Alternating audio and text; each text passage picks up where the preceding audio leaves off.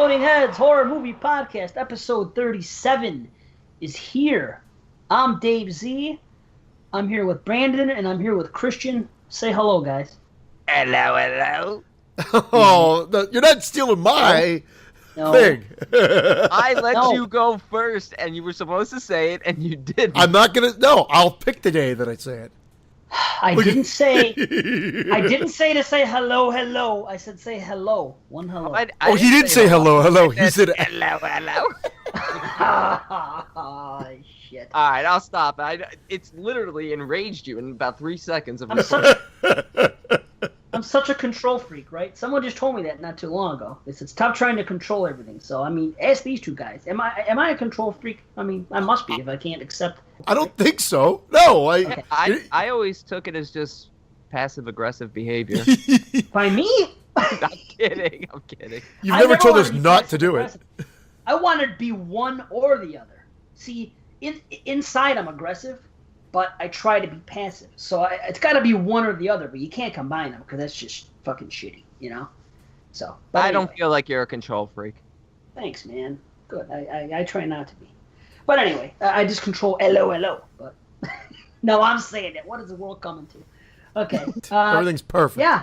So, guys, this is a horror podcast about movies and about, horror stuff, in case you're wondering. By the way, show notes. I don't mention this nearly enough, but we always have stuff in the show notes. In case you don't want to listen to us bullshit and you just want to hear the review of the movies, it's in the notes. So you can skip the banter and whatever. If there was once a time when I listened to podcasts, believe it or not, where I would go right to the review. You know, it's kind of like watching porno and skipping the foreplay and just going right to the, Cum shot?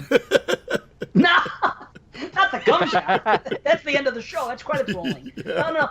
Right to the... Look at Brandon's face. You like to skip right to the shame, huh? I skip right to the wipe up. Here comes the shame. Okay, and ratings. But what? Damn it! I can't.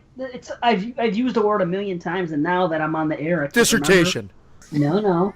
Another word for intercourse. Like I want to skip right to the fucking. Penetration. Did I win? Penetration. I think penetration is where I was going. I mean, fucking always wins. Yeah, there's nothing wrong with that. But anyway, I used to do that, and now, strangely enough, when I listen to a podcast, I would rather hear the bullshit, the banter, anything but the review, honestly. And it's the same thing when we're doing it. We usually have more fun doing this. So, guys, if you're new to horror podcasts, if somehow you stumbled upon this, listen to the bullshit. Once you get used, once you get used to the in jokes, then you'll love it. So, but the show notes are there. I want everyone to know. Tonight we're reviewing two movies. Woo! Yeah. Two new movies. Yeah, we haven't done that in a while. Woo! Two brand new movies, and not just two movies. Horror anthologies. Woo! Sorry. Right? Hey, I can dig it. So, horror anthologies, because we are anthologies ourselves. Oh, my Lord. I love it. That's right. Anthologies in the house. You anthologies. That's right. Ice Crappuccino. I'm Ice Crappuccino. I got him to call himself Crap. A.K.A. Christian Cronin Turd. I get shit all over the place. So, we talk about cum, fuck, and shit already in the first 5 minutes. So, yeah, if you guys just want to fast forward to the main review, I understand. Yeah, no, we understand. All of which are on Brandon's face. Yeah. Speaking of shots, 22 shots. What an episode, eh? Right. Yes. What an episode. Wow. Yeah. Phenomenal. Finally. Nice. Finally. He took them 100 shows. They finally did it. It did. Finally listenable. I'm kidding, boys. It was a fantastic show. It's great. You know what I figured I'm going to do? JP put the challenge out there. Obviously, we can't podcast a response, so I figured I'll use the YouTube channel to do my top 100. Because I said I'd rebuttal it. But my problem was, and I said this in the little note that I put on their page, it's difficult because they did it great. It's difficult to separate the best from faves.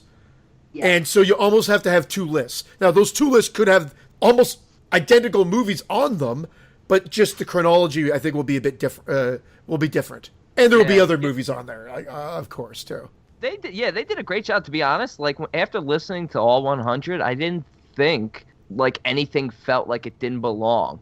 I knew ahead of time that one movie that I would have had on there, based on the criteria they were following, was not going to be on there. And I felt like it was influenced because 2 of the 3 are not big fans. In fact, I think all 3 of them aren't huge fans of it. And that was Shaun of the Dead. Yeah, and I agree. That should have been on there. That. Yeah. And it's even if you're not a big fan of it, I don't think you could deny the impact it had on the horror comedy. Absolutely. Whether it's good or bad. I agree. But, you know what? Phenomenal list otherwise.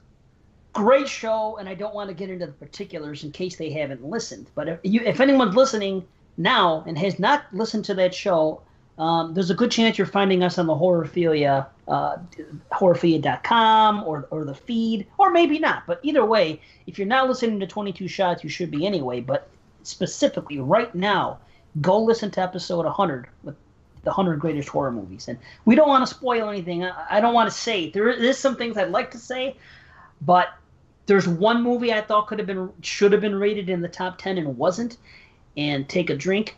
And I'm just going to leave it at that. And we could talk about it next show when everyone else has heard it maybe or something. I don't want to, But for the most part, like 98 out of 100 I agree with. And that doesn't, and by their criteria, not my opinion, just what should fall in there, 100 list. So I think they did a great job. Great listen. And check out the show, guys, because I know you hear the title, 22 Shots, and I think Bukkake, but it's actually a horror podcast.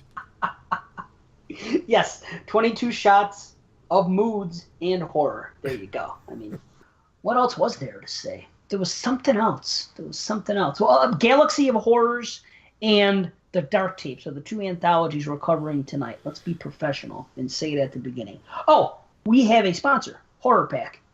And I have to say it now. Yeah. Right? Yes. Made $5 richer. Yes. Christian and I were wondering where our $1.87 is. It's right here. We're gonna rent. We're gonna rent the lore with it. It's $5.99. I'm gonna chip in an extra 99 cents, and I'm gonna rent the lore on Amazon because I really want to see it, and I can't find it anywhere else. Oh, I want to buy some Kicks with it. Kicks, like the cereal? You know what Kix cereal is to me? This is what it is. Bedtime food? He's got it right beside his bed. Well, that's why. He snacks on it. Yes, when I wake up in the middle of the night, I have this problem that I've had for years where I want something sweet. And before I started dieting, I used to eat like a Freezy Pop. But that's loaded with sugar. So anyway, I get this craving for something sweet when I wake up. So I keep this box of Kix here. And I wake up in the middle of the night, and I have a couple of handfuls of Kix. It's only 110 calories per a cup and a half. A cup and a quarter. And that's pretty low for cereal. Are Kix a sponsor, too? Yeah, Kix. Kix is a sponsor. Thank you for getting me through those rough nights. Yeah. He also had to switch to Kix because no grown man should ever say Freezy Pop. Yeah. That's what they're called. You know what I'm talking about? The kind you put in the... Honey, can I have a Freezy Pop? No. Time out. They're not popsicles. Freezy Pops and popsicles, there's a big difference. Freezy Pops are what you put, the ones that you buy at the grocery store that come, they're different colors. I call them Freezies. Freezies, that's just... Yeah. Or Freezeds in Canada. Freezeds! So wait, he's busting my balls for calling them Freezy Pops, and Christian calls them Freezies. What do you call them? I call everything that's ices. ISIS? What are you, a fucking terrorist? I know. What are you talking about? ISIS does sound like an icy ice cream stand, eh? I'm thinking of ISIS. Come to ISIS. Oh, ISIS, like ISIS. Italian ices. I'm saying Italian ice. ISIS. I can't stop saying ISIS. It's a new freaking group in Canada. 33 flavors, and we'll saw your head off. Italian ISIS. It's a terrorist from freaking. Hey, a death to America.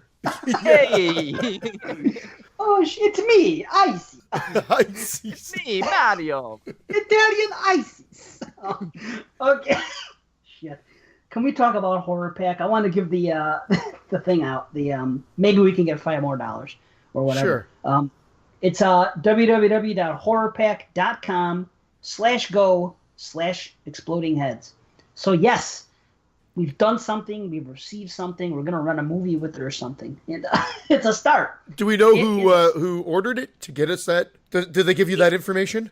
Whoever it was, you were invited to watch The Lore with us.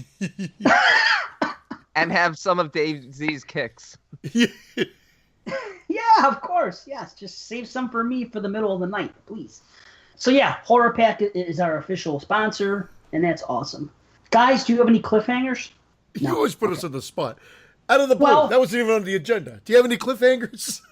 Because it just pops in my head at the beginning of the show. And I'll be honest, Christian, I just listened to your solo cast. I never found that essay. Oh, thank you. Okay. All right. Oh, wait a minute. Are you sure? I thought JP was hanging out with you the other day. Yeah. Oh. Ba-da-boom! Yes. I was hoping that was going to be your response just so I could drop a joke. You guys want to be alone? I don't know. Christian, do we? All right, good night, everyone. Yes, sir. He needs to feel more love. Okay. Let's talk about some love here. It's a shame the way you mess around with the heads. Should we go right into the shaming? Oh, that's the theme song? Why not, right? New segment. It's a new segment, everybody. It's a new segment. How many times have we done a shame? 3? 4? So now it's official. It's a new theme song to an old segment. Oh, there you go. New theme song for an old segment. Until we get that soundboard, and then we can hear, "You shamed me" at the beginning. Absolutely. That's gonna be cool. Matter of fact, get your son to do it. I don't even want the old witch. I want your son to do it. You shame. I don't even know how it goes. That's it. You got it. Okay, shame. Here's the deal, though. By the end of it, the shame might be on the exploding heads.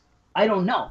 This is why we're discussing it, because somebody sent me a message. Someone sent me an instant message on social media, and they weren't happy with some of our tactics. So I want to see if we're doing something that we shouldn't, or maybe this person's wrong. Is that fair? That's fair. Very fair. We could look like dicks at the end, but ultimately, into the end of the day, that's just Brandon. Oh yes, I'm not a penis anymore. I'm now a dick. Keep it up. You'll be a cock soon. Hey. Or sucking one. Let's hear it. Yes. Let's hear it. Okay, so yes, I got an instant message, and they questioned a few things about us, specifically me, but this really is us. There's kind of two parts to it. They're talking basically about the show and the iTunes ratings and some of our methods. And this is what it says. Now you run this fraud of a show that is built on a mountain of phoniness, and because of it, there is not a genuine happy moment in that community. I guess they're talking about the Facebook group. That's the only community. It's not Twitter or anything else, right? So there's no community. You shared this with us, and I took major offense to that. That alone is single-handedly is what pissed me off. Good. You want to elaborate? Well, because I don't agree. Okay, I know we're going to get into the whole methods that he's talking about, but there's not one genuine moment of happiness or whatever. I don't understand it at all. There's only happiness as far as I can see. At the end of the day, it came across more like jealousy. But we'll get into it. I'm being vague here because I think you have to continue so that we can get a broader spectrum of what the person's getting to in the actual message. Maybe he will continue if you stop talking. Well, he asked me to elaborate, you fucking prick. Brandon? Yeah. Would you care to elaborate, Brandon? I agree with everything Christian just said. I definitely took offense to it. I actually spoke to the individual separately. News. Okay. Yeah, I mean, we'll get into it. I'd rather you elaborate more, and we'll just kind of break down the points. And this isn't focusing on the individual so much. No. This is focusing on some of the ideas, because if they are wrong, or if there's things that people don't like as we get to them, then we can approach it differently. I'd like to know. Yeah, because I don't think it comes. I know what we're gonna get into, so I don't think it comes across as like begging or buying reviews. We'll get to it. I just want the integrity of the show to be what Yeah. it should. So he goes on to say there isn't a genuine rating on your iTunes. It's all as a result of you practically begging people to rate you and prying them with shitty gifts if they do it. Now, wait a minute. I think that 1 star for Christian Solocast. That's another shame. That's terror thread. That's genuine. It was genuine because I said something I shouldn't have, because my feelings got hurt. I got hurt feelings. Well, not really. I don't like being treated. No, we ran a contest, and I think I said at the beginning I was a little skeptical of it because I thought, there's a whole thing about if you try to. We didn't say you had to leave 5-star. We said we prefer 5-star, which is what anybody would prefer if they're getting a rating. But yes, we ran a contest. So we said, and we even said if we got to 50, we were going to run another one. If you feel that takes away from our show, we'll stop that. I will say we'll stop it after the 51 because we did promise that, and I would never want to go against what we initially stated. But if you feel like that is buying a vote, then so be it. But I feel like the ratings could be one thing, but the actual traction, what's happening on the page, I feel speaks for itself. And as for not being a genuine happy moment, I just totally disagree. Yeah, well, so far I'm with you there. And listen, I've done it 4 times. Every time we've hit another 10, I've done it. So I've said it right out of the gate that every 10 we get, we're going to have a little giveaway. And if they are shitty prizes, which I'm not saying they're anything big, a DVD, a Blu-ray, a couple stickers, some bullshit that comes from like, some of them were given to me from Wazell because he used to have giveaways on Banana Laser. There's a couple other things that I won that are still in the packaging that I've given out. I think the 50 is going to be a little bigger than what we normally do because it's 50. But I've done this from the beginning, and I didn't come up with it. I'd like to say that I came up with the idea. I listen to literally at least 30 hours a week of horror podcasting.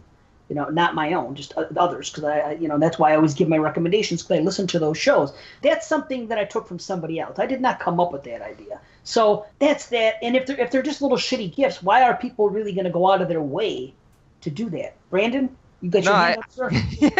No, I think it's also important to make this clarified that anybody who gives below a 5-star rating is still entered into the drawing. Yeah, I mean, well, as long as they write anything. Yeah, somebody could give a 3-star review and they're entered. They gave their opinion, they're entered. It's not like we're discriminating and for strictly 5-star votes. I'll take it a step further. They could literally say nothing. All they have to do is put one character in the iTunes review. They could have 3 stars and put a period there, and I would accept that period as a written review. Yeah. I mean, I hope they don't do that because I'd like it to be genuine. I'd like someone to come on and say why they listen to the show and what they like about it. And correct me if I'm wrong.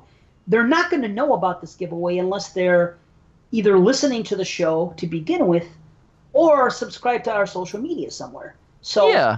Look, I've done a bunch of giveaways through the Facebook page. I like getting the people involved. That's, money I spend out of my own pocket. I'm not buying listeners, buying votes, buying anything. I don't care. I just do it because I have a good time and I like to get people involved. Dude, you've done it on 22 Shots page before Exploding Heads even came around. Oh, absolutely. Correct? Yeah. That's Brandon. Yeah. That's what Brandon does because he's generous. The other thing that bothers me, and I don't even know if you've said it already or if I'm just going by memory, is how he almost attacks the credibility of us even having any listeners. Like, you couldn't bring anybody from the fact that you were on Banana Laser, The Crew, ABC's A Hidden Horror, etc., etc. You've guest starred on a bunch of podcasts, Dave.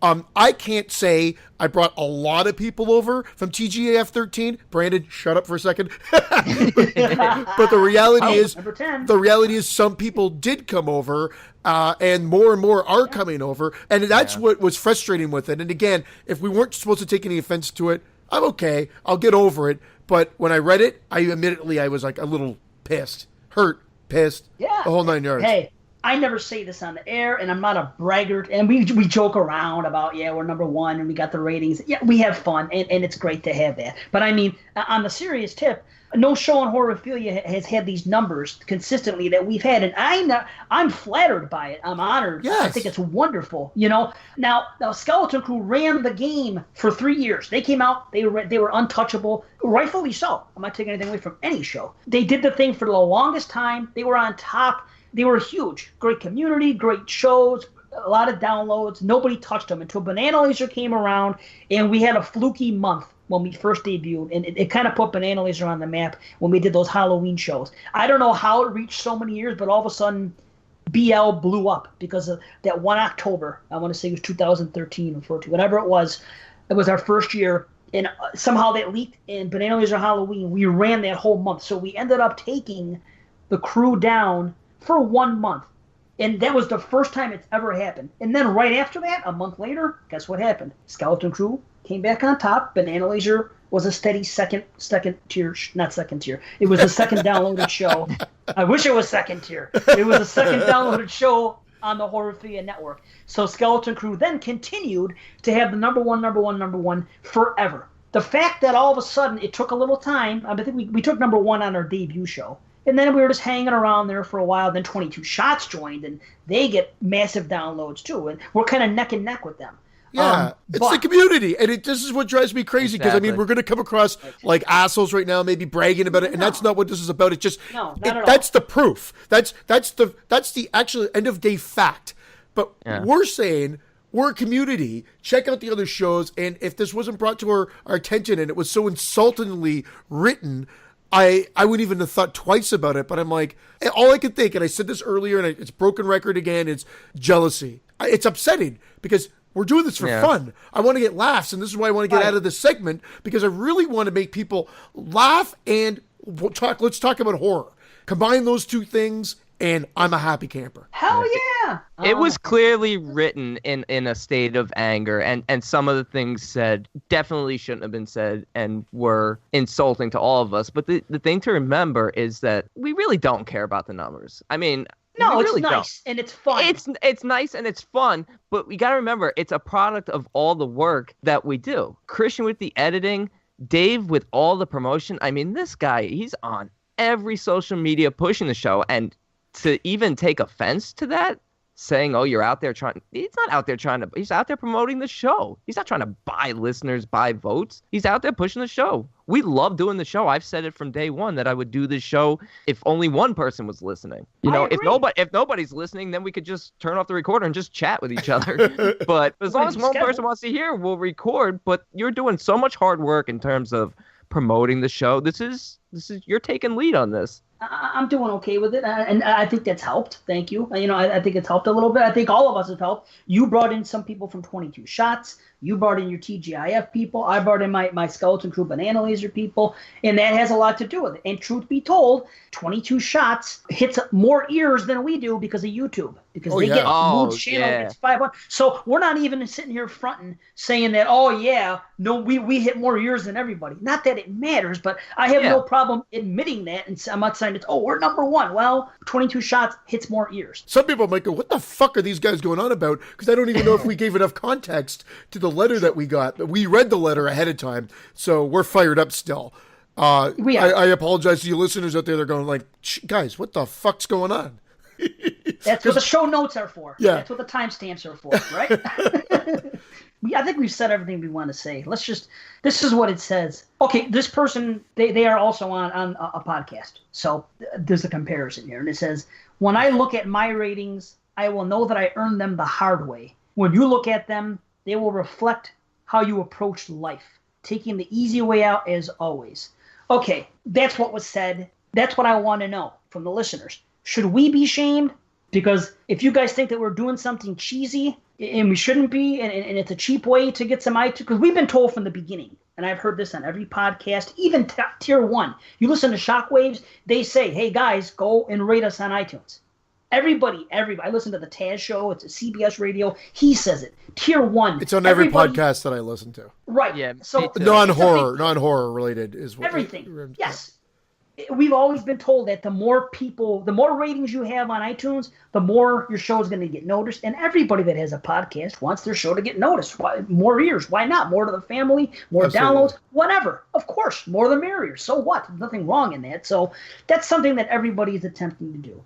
And that's what we've done. So we want some feedback on that. Basically, I was also personally accused, and these guys probably didn't know I was going to get into this or not, but this person also told me, have fun PMing people and telling them to post on Exploding Heads page instead of other pages because you have more members. Yes, Dave, that all gets back to me. Then he says, stop trying to control everyone. I'm going to tell you right now, I was accused of something else a few weeks prior. Anal sex. Well, I admit to that. With another dude. Yeah, stop PMing me. Damn it. Listen, if any person on Facebook, I will offer you $1,000. Okay? If anybody can give me a screen cap of me ever messaging them and saying, hey, why don't you post on my page? There's more people in it. Yeah, more people might notice you. I could see someone even saying that. Maybe for something to advertise, but I wouldn't do that. But if anybody can give me any proof, I will pay you $1,000. I don't care. I'll say it in front of the world. Yeah, that's not something you would do.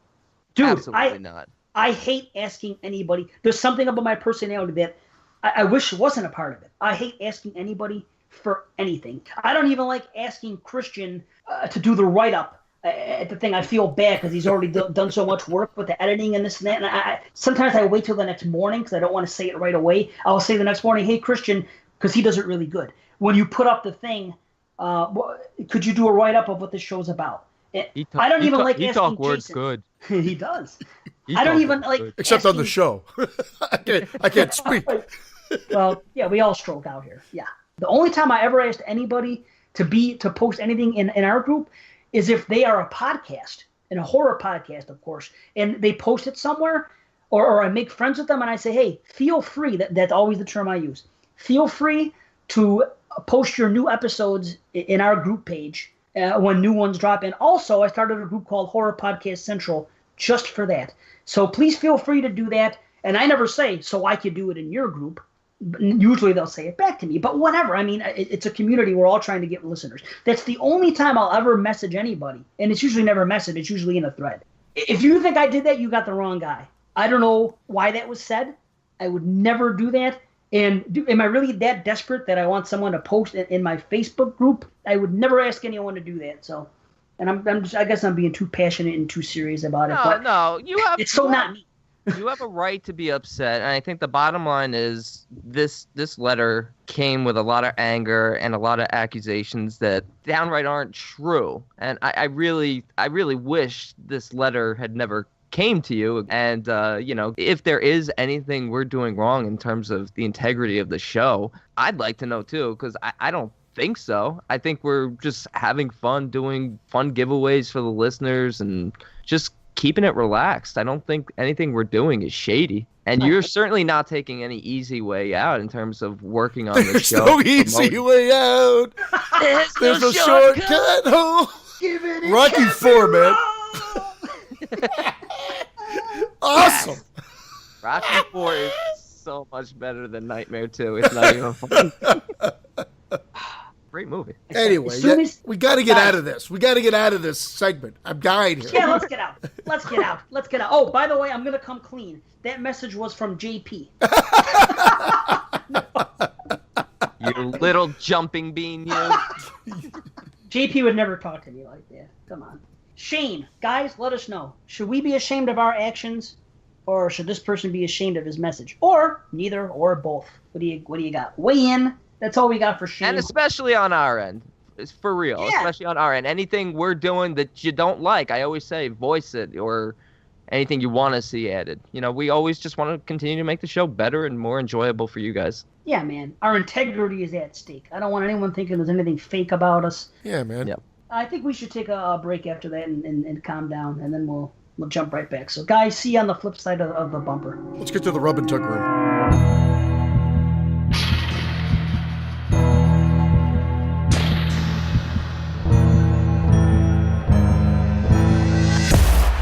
I see only angry faces, afraid that could be you and me. Thinking about what it used to be. Oh, shit. I was doing freaking There's No Easy Way Out. Thinking about what could have been. Thinking about what it used to be. Okay. There's no easy way. I fucking used to love that song, man. Oh. I had that tape, and that song was like my favorite song. Especially, I think you got the training montages. I'd be running around the house, lifting my kids up in wheelbarrows. What about living in America? Were you getting crazy for that? I just love living in America because I love James Brown as like a fucking singer. You know what? Before we go anywhere, I want to tell everybody, please rate us on iTunes. Well, all kidding aside, we are stuck at US iTunes at 49, and it's been that way for like 10 days, 12 days. I just want to see the number 50 on there. Yeah, and then we'll give away some real shitty prizes. Yes, we will. When we have 50 written, we will. Shitty prizes for everybody. Well, not for everybody. For one lucky listener. Shitty prizes for one shitty viewer. One shitty listener. So, yeah, I don't care. Someone go on there and make it 50. That's all. Because I think once you hit 50, then that's like a whole new world, you know? 49 to 50, it's like an... That sounds like begging. I'm just kidding. You're right. You're right. It does. You had me at whole. Oh, okay. Speaking of podcasts, I'm gonna shout out 5 quick. Well, here we go. 5, hey, that's what I do for the community. Hopefully, if you guys go there and you haven't listened to them before, tell them that we sent you. Anyway, here we go. Cinema Beef. Check them out. The Ghoul Squad, The Final Girls Horrorcast, Who Goes There podcast, and Don't Go Down That Road. That's 5. Check them out. Well, we got emails. We got this, that, and the other thing. Let's see. We don't have any voicemails. It's actually been very quiet. We're not going to front. Here's what we have. I am going to check the email first and foremost. I'm actually going to do a little bit of a little pimping, but not for us, for somebody else. Evil Taylor Hicks. Yes. He's mentioned it on the group page, which, by the way, guys, if you're on Facebook, join the group page. Exploding Heads Horror Podcast. Movie Podcast, sorry. We're the only one. The only podcast. You don't even want to know. No, you know what? I found even out more information.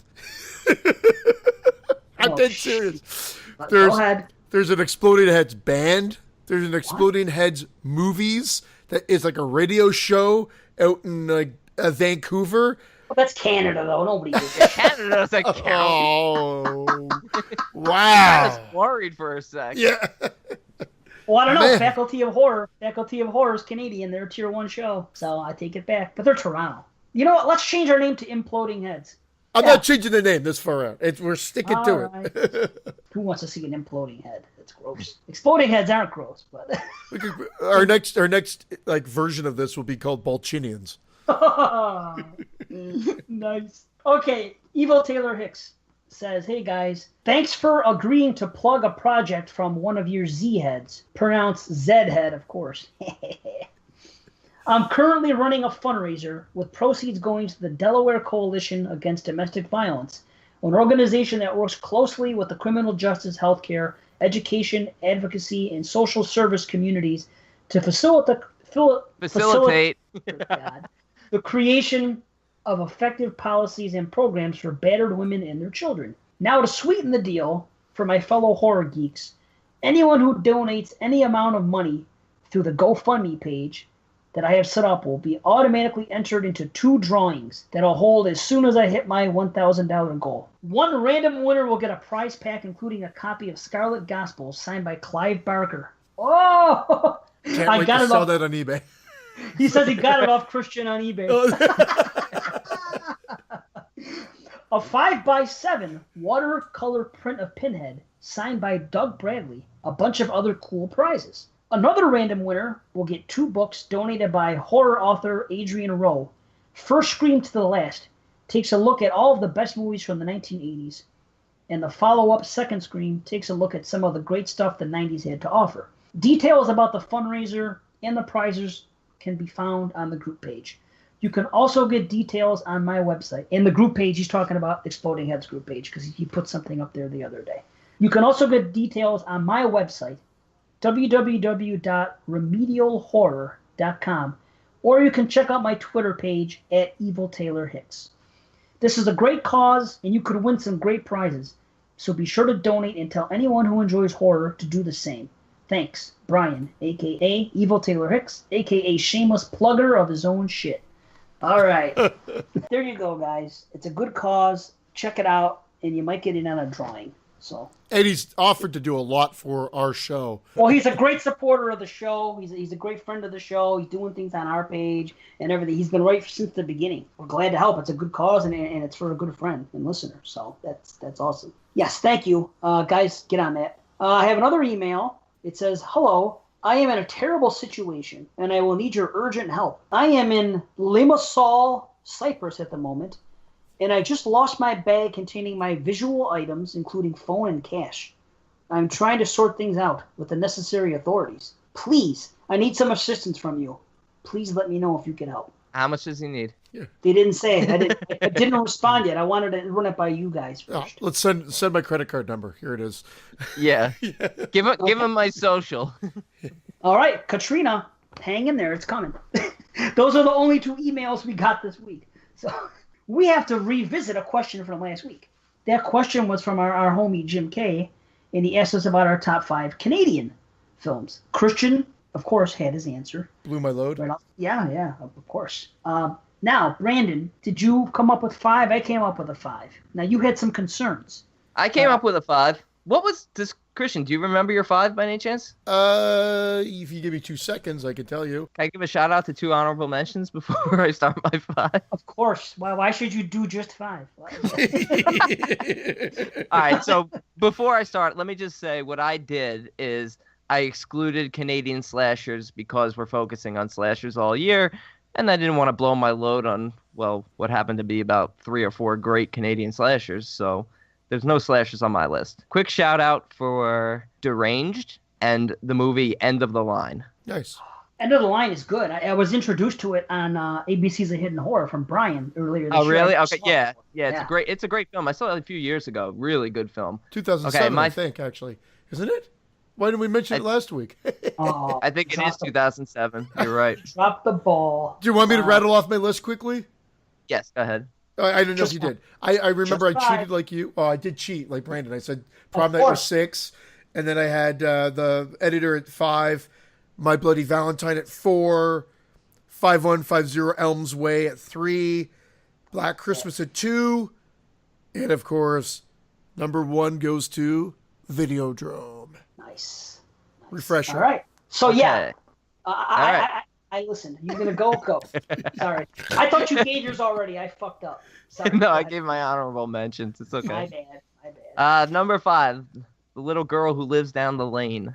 Wow, is that Jodie Foster? Yes. Wow, that movie bores me.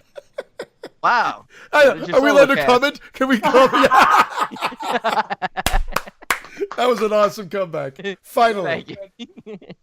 Number 4, and Christian, I know it was made in Canada, but why don't you have February on your list? Co-production, massive co-production. Is it co? Yeah. It was on my Martyrs in February. Were 2 of the ones, and The Witch were 3 major ones that were on my.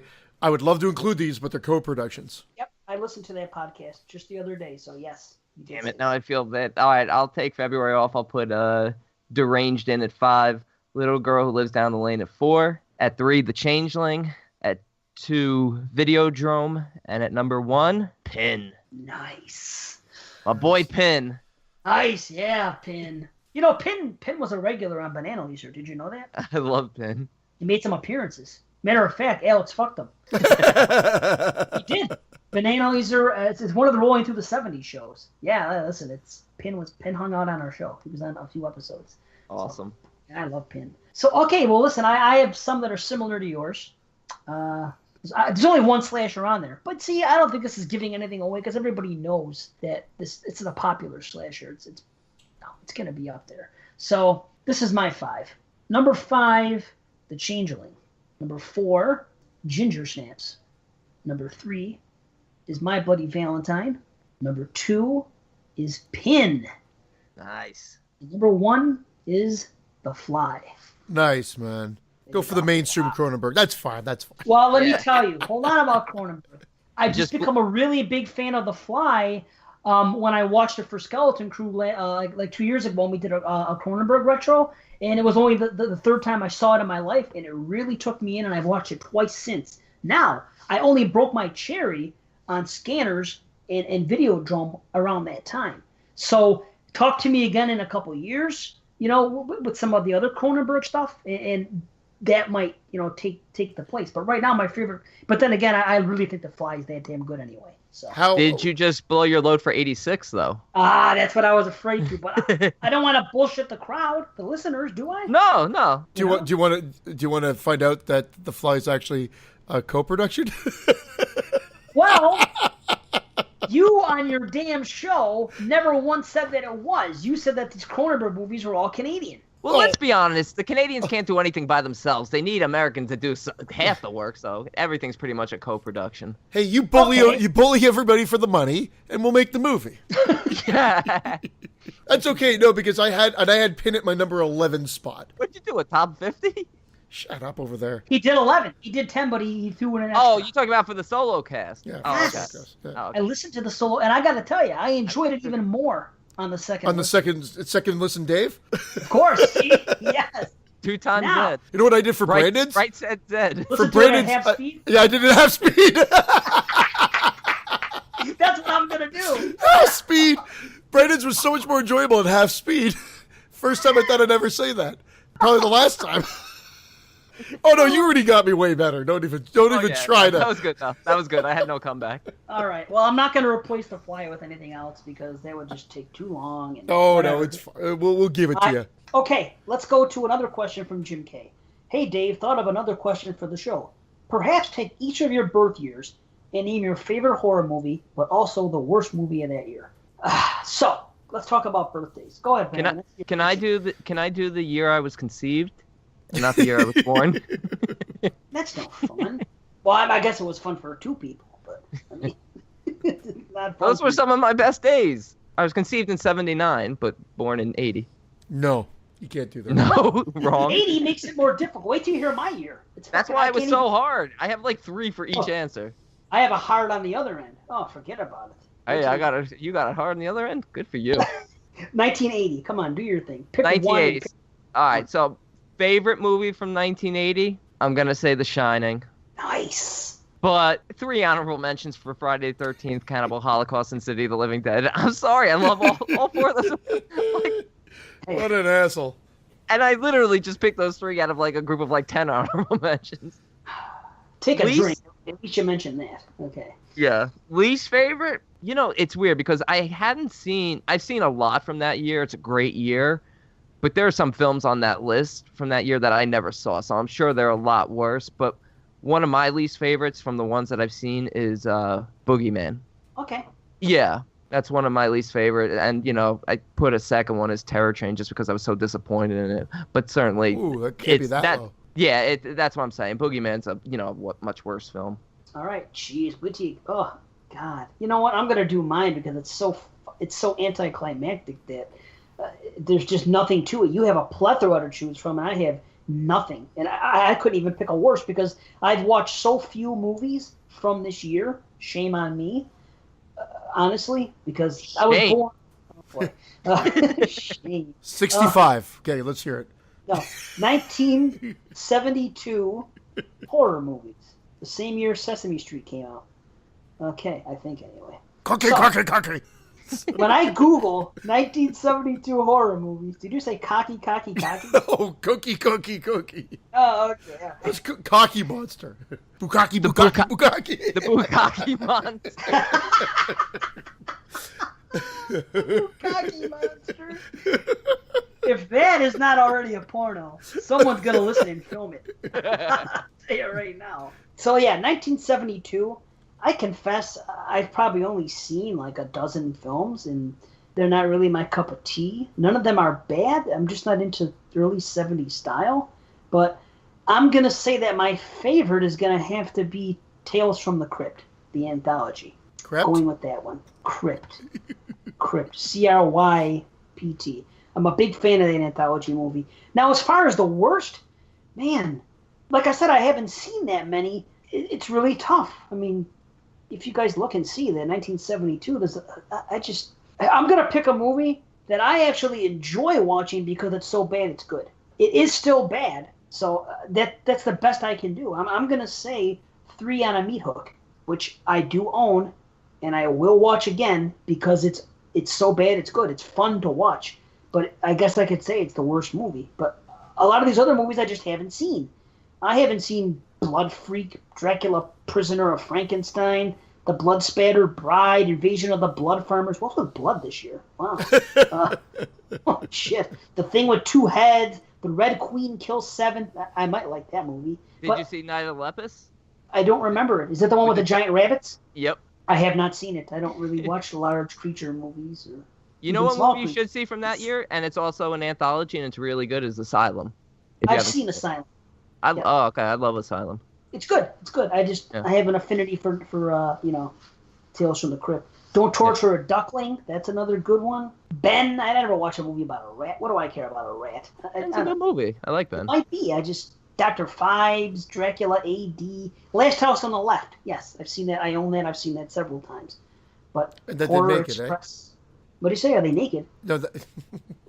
And Last House didn't make it.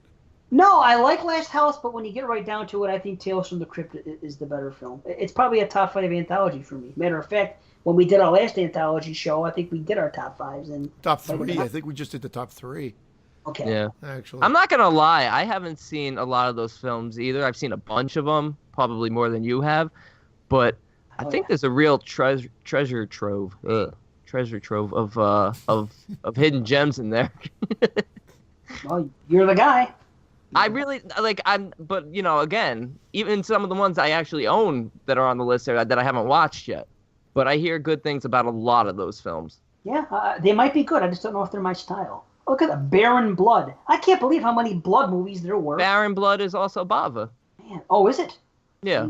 See how bad I am? What am I doing hosting a show? No, it's just saying because I'm 70s is my weakest in terms of knowing about. So, I definitely have to devote myself to more 70s horror. I've embarrassed myself enough. All right, Christian, what do you got? Okay, I had a pretty good year. So 1974. Best horror movie was the Texas Chainsaw Massacre. Wasn't Dawn of the Dead? Yeah. Wasn't released that year in in Indonesia or something? No. It wasn't. It edged out Black Christmas because I love Black Christmas as well. But Texas Chainsaw Massacre gets it. And Dave's so happy. He's like, "Fuck Black Christmas." Yeah. There's a lot of great movies. I mean, not that Young Frankenstein, because I know it's a comedy more than horror, but Young Frankenstein came out that year too, and I fucking love it. But from a horror, if you had to go like true horror, Texas Chainsaw takes the cake. And now the worst, of course, because the extra. What were you going to say? What about what? What about the Exorcist? Look how confrontational he got. What were you going to say? Yeah. What the fuck? You shaming me, boy? Yeah. I didn't even mean it like that. What the fuck, man? No, The Exorcist. I was trying to make a joke, because didn't you say The Exorcist? Yes, I fucked that up. Yeah, thank you, you prick bastard. You. I'm worse. It's my favorite movie, and I agreed for a half. Yeah, I love it. All right. And because, the worst has a direct result from The Exorcist coming out the year before. Because there was a shitload of Exorcist ripoffs this year. Some of them were actually watchable. Like I like the Black Exorcist Abbey. I find that fun to watch. But Beyond the Door, that was my worst of the year. But I haven't seen The Thirsty Dead.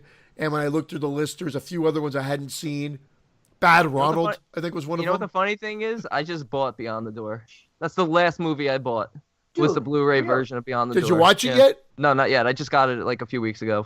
One of those when you talk to yourself to purchase it.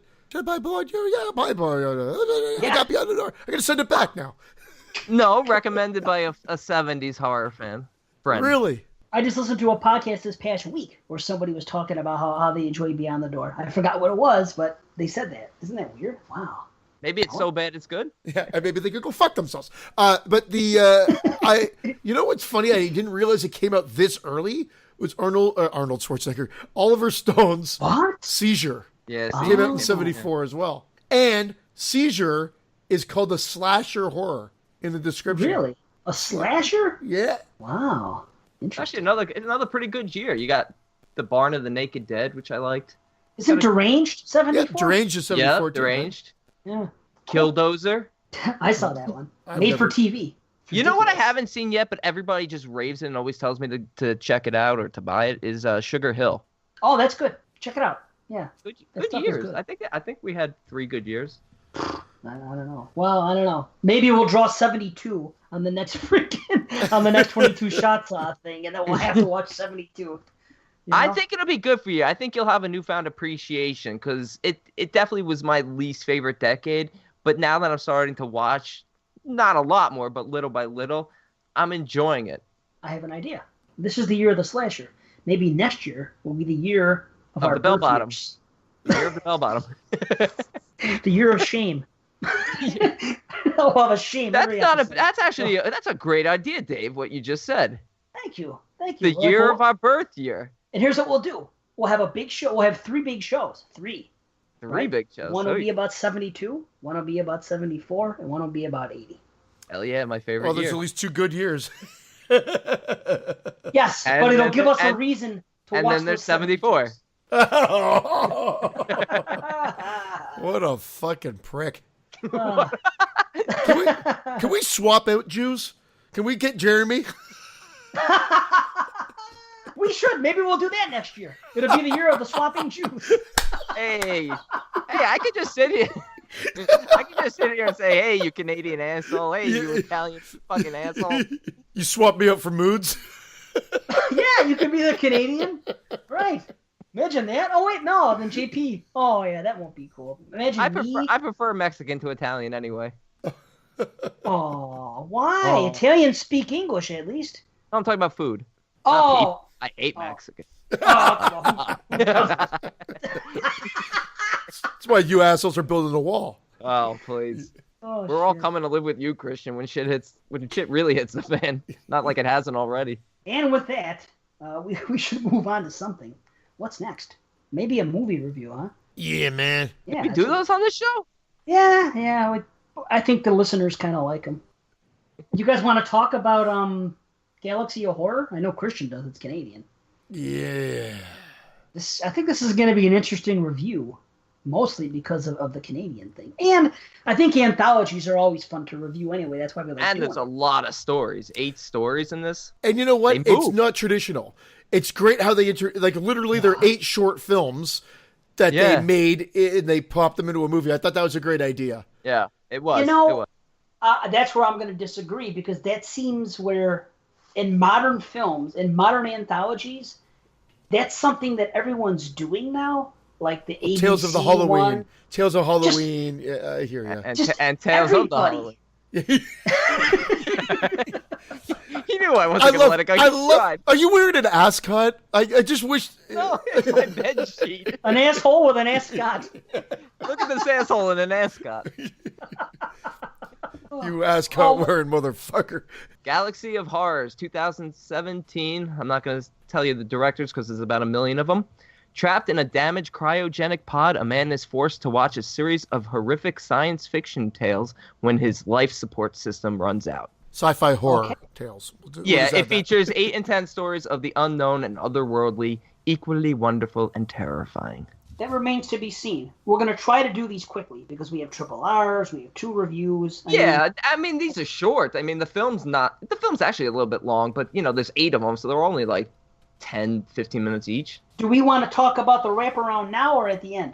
Let's just say, this guy, Mr. Brown, he awakes in a cryovac chamber and his backup life support kicks on and it's at 20% and everything's malfunctioning. And so while it's being fixed, he has to watch these sci-fi and horror entertainment tracks that are being put on for him to kind of keep him calm while the computer system's trying to fix itself. And I'll tell you what. The funniest part is that after 2 movies, he's complaining. He's like, I'm tired of seeing them. I'm like, you're really doing a disservice to your movie. By I know. The wraparound is pretty much telling you the movies that you're showing them suck.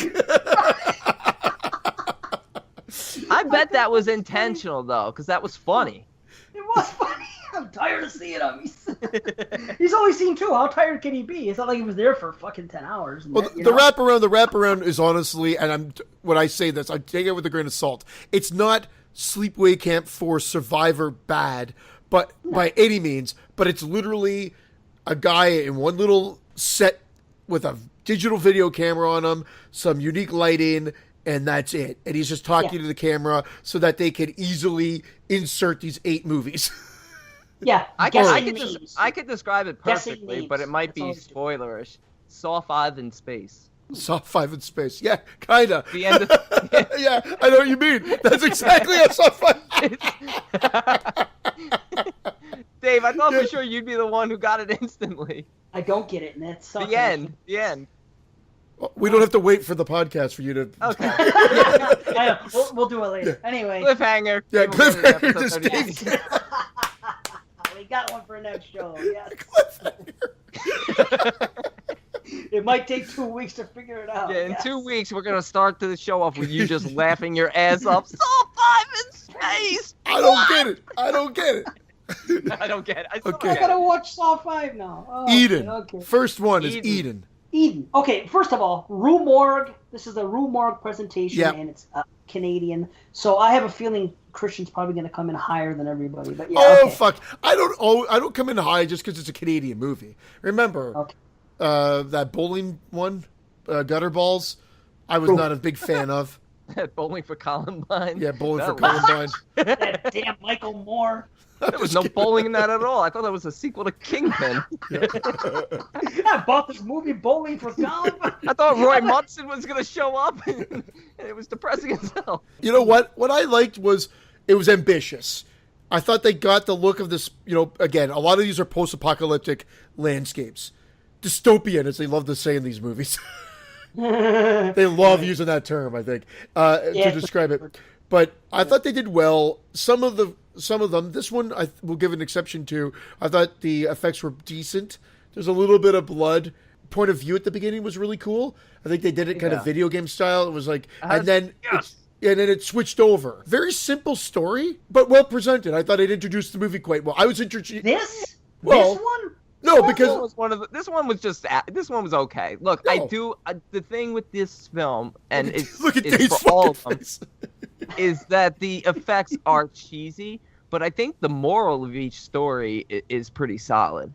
And this one in particular, I like the idea of this, like, basically the Suicide Squad that's trying to destroy this corrupt government, not to take over for themselves, just trying to end humanity. Dave, no, my rating for this is not fantastic. I'm just saying that, like, it surprised me when I popped the movie on. I think I was just like, well, I've never heard of this. It came out this year. This is going to be crap. And I'm like, oh, I actually enjoyed this. In the very beginning, my hopes were a little bit high.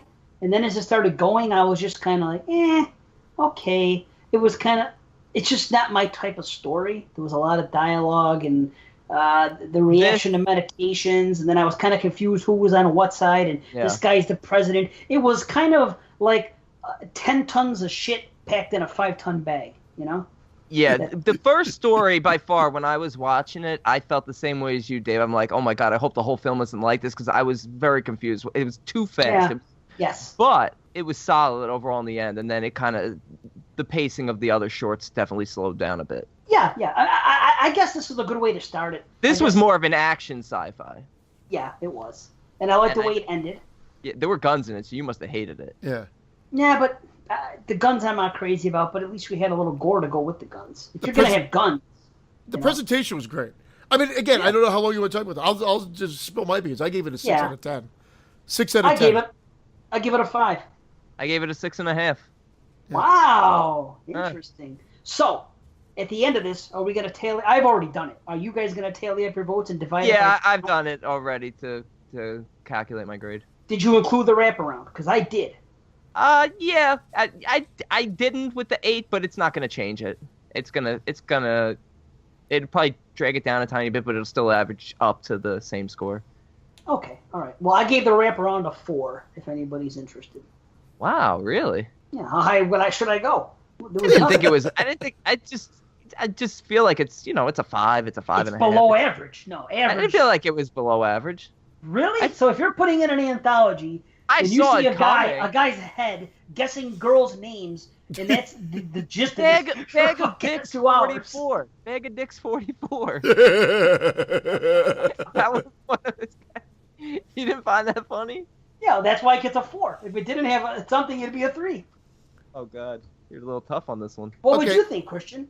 I give it a 5. It served its point, but it wasn't ambitious at all. I thought it was pretty cheap. Like I said, it was like throw a camera on a guy, he's in a cryogenic chamber, action, say Jennifer, say Hillary. It wasn't. I see where you're coming from, Dave, but I can't give it more than a 5. No, I don't want you to give more. I just wanted to make sure I wasn't crazy for giving it a 4. No. You know, Brandon made it sound like I shot the Pope. You know, what the fuck? Who's the Pope? Or shot the who's the Jewish leader? Is there one? The Jope. Like the Jope? Oh, okay, shot the Jewish Jope. Pope. Stu Jopia, our buddy. Anyway, Iris. Iris. This was one of my favorite ones.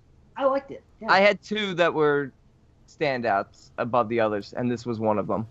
Wow. Iris is believable. The concept of this phone is believable to me that would happen in the future. Yeah, it's a statement on smart. what technology is like. What? It could do it now. Probably It's tracking could. you all the time.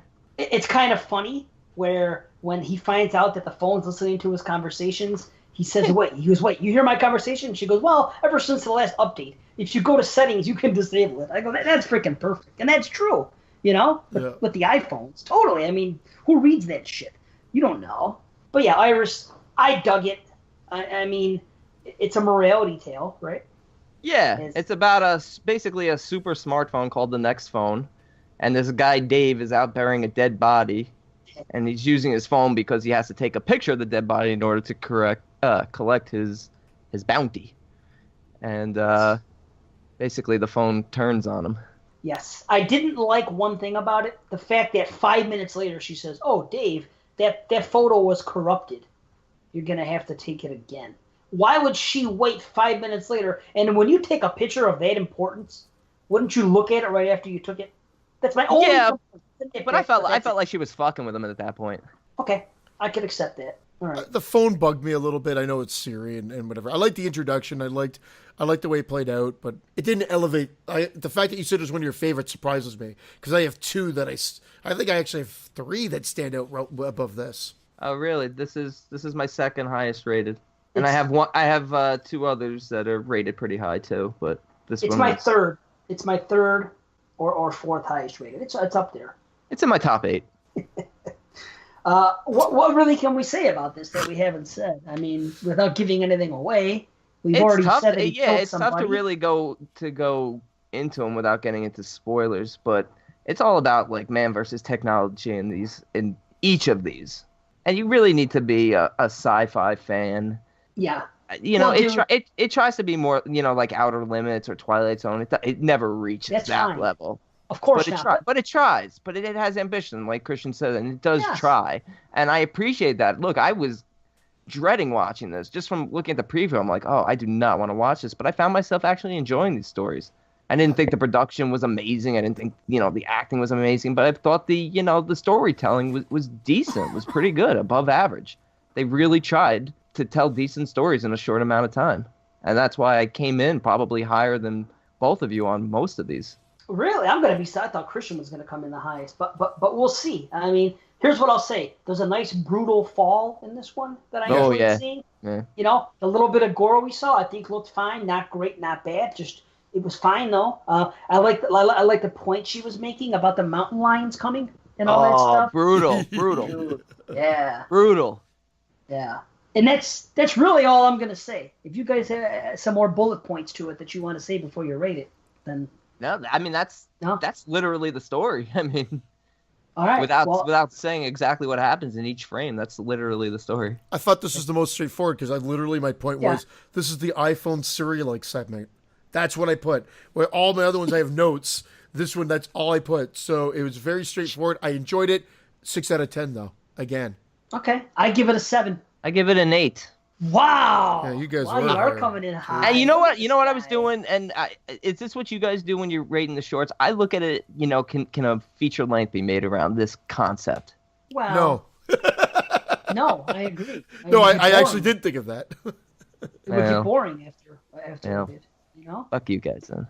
Well, you think that could pass as a feature length? This. Yeah. Maybe. I'll tell you which one could. My least favorite one, the next one, Flesh Computer. That could be a feature-length movie. You're right. And the was more for the fact that you didn't like it because it was the most Cronenberg. As a matter of Yeah, fact, it's Videodrome. This is what I did. I said Videodrome, Videodrome-esque, Cronenberg-esque, but not good.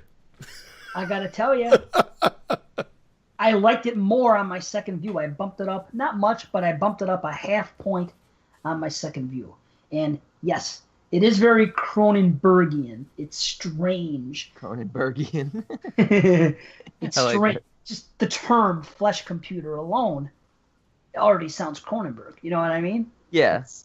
But again, an interesting story, about the consciousness of technology versus humanity in a very short, simple, straightforward story. No, just not enough. And I like it. It's just the CGI fly irked me. I love that shit out of me. But again, the effects were not great throughout the movie. Well, the girl with the electric eye was good. It's when they focused on this one. Started with that girl with the little electronic eye, and I'm like, oh, cool. Then we got CGI fly. Oh, cool. Like, why did she have the eye? Yeah, that's what nothing was. You scratch your head a lot of times on this one going, why? Why did they have the flesh monster, the flesh computer? Well, the handyman and the girl were also AI. Is that what they were? Yeah. They were artificial intelligence. That's the guy's fingers. Yeah. I remember. Yeah. Right. The fly thing initially bothered me the first time because it was kind of shitty, CG. But the second time I took it as this is just a fucked up type of short. And everything about it is weird. So the CGI doesn't have to be top notch. Maybe it looks that way on purpose. But the kill, when that fly was killed, I mean, yeah, you're going to laugh at me, but I'm kind of that way, though. I don't like killing anything. But it made me look at it even more. I was like, that was kind of brutal to see when its wings shattered and its legs snapped. And this, even though it was CG, the slow-mo thing, I think just kind of hit me. So yeah, I feel like when you're focusing on the CG and stuff, even though it wasn't great, it takes away from that whole dialogue that was going on about how brutal it must be to be a fly and just comparing that with humanity and stuff. Oh, the Fly, Cronenberg. Look at that, huh? See? Hey, this was Seth Brundlefly. Yes. Wow. Jeff Goldblum actually played that fly. And here are my notes. Why is it when anybody grabs nunchucks to use as a weapon, they got to do like a few practice moves like that and go before they attack the people with the nunchucks? Every time someone grabs nunchucks, they've got to do the prep moves first. You're right. It's just to show that they got skill. Yeah. I'm not just going to grab these things. I know how to use these motherfuckers. I know. You could put nunchucks in my freaking dumbass hands, and I could whack somebody with them. You know what I mean? You don't need to be skilled with the freaking nunchucks. Well, you might knock yourself out. I don't know. I've seen somebody, an old roommate in college, who had a pair of them, and he was showing off one day doing them, and he whacked himself right on the forehead, and we all froze like we didn't know what to do. I mean, I moved out shortly after because like one of my roommates was a drug dealer, and this guy was whacking himself in the head with nunchucks. It was like I thought he killed himself. I thought he cracked his skull open. Wow. And the reason I say that, and that was a good story. I like it. But let's get on. The reason for me saying that, I think they just jump around too quickly. Suddenly we cut to two guys shooting cans, possibly trying to kill a cat. Then we jump away from them.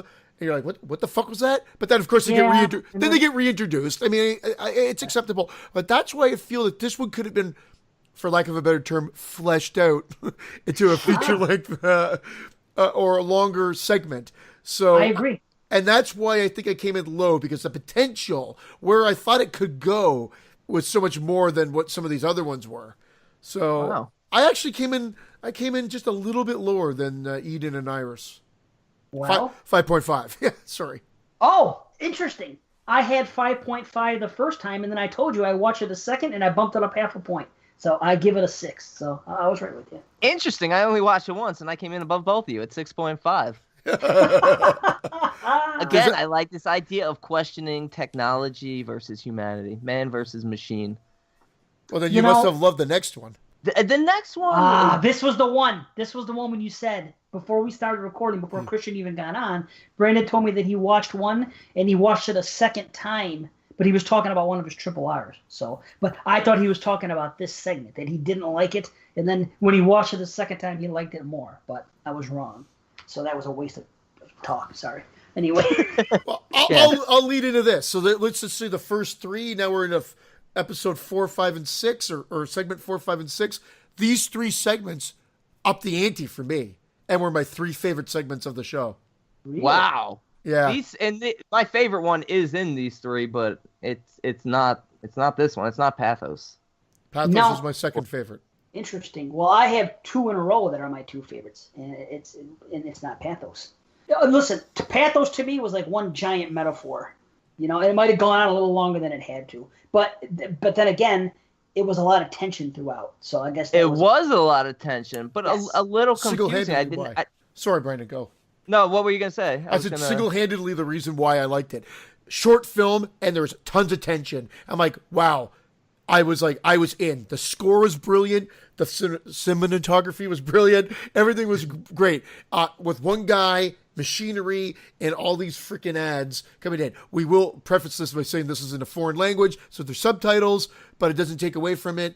And I thought it was shot amazingly. And yes. again, the tension. So we had great shots, great music. And I was invested. So I'm like, well, this was amazing. The only thing I was confused by is, I get that this is like almost like a post-apocalyptic waste world where everything is virtual reality because the world is basically destroyed. And you're basically hooked up to this virtual reality. And I'm going to keep saying basically. And if you don't pay... You're basic. You're basic. If you don't pay, you start to lose your senses, and eventually you'll die. So that's what I didn't understand, why he was losing his senses. I get that you could experience all these things for credits, but did he just want to experience all these things, and he wound up using all his life credits? What am I missing here? I don't know. I just thought that it was like a metaphor, like a consumerism thing, and also how you kind of get complacent with things that are good, like when they were talking about sex. Definitely on. Yeah, that was great. How they kept coming in with the better packages. Buy this package, the super package, this and that. Yeah. But I didn't get when he started losing his senses. Why is he losing his senses? But it was heartbreaking a little bit because he's trying to. He wants to read his credit card, but he loses his touch.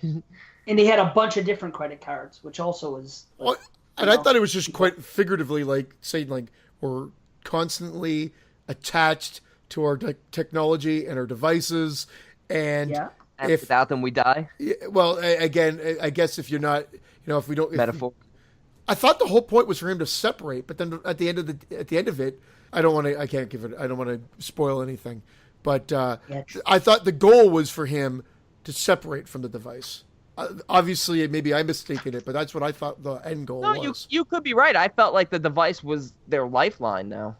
I agree, because they show him. Literally. That's how it starts, remember? Yeah. The whole embryo thing.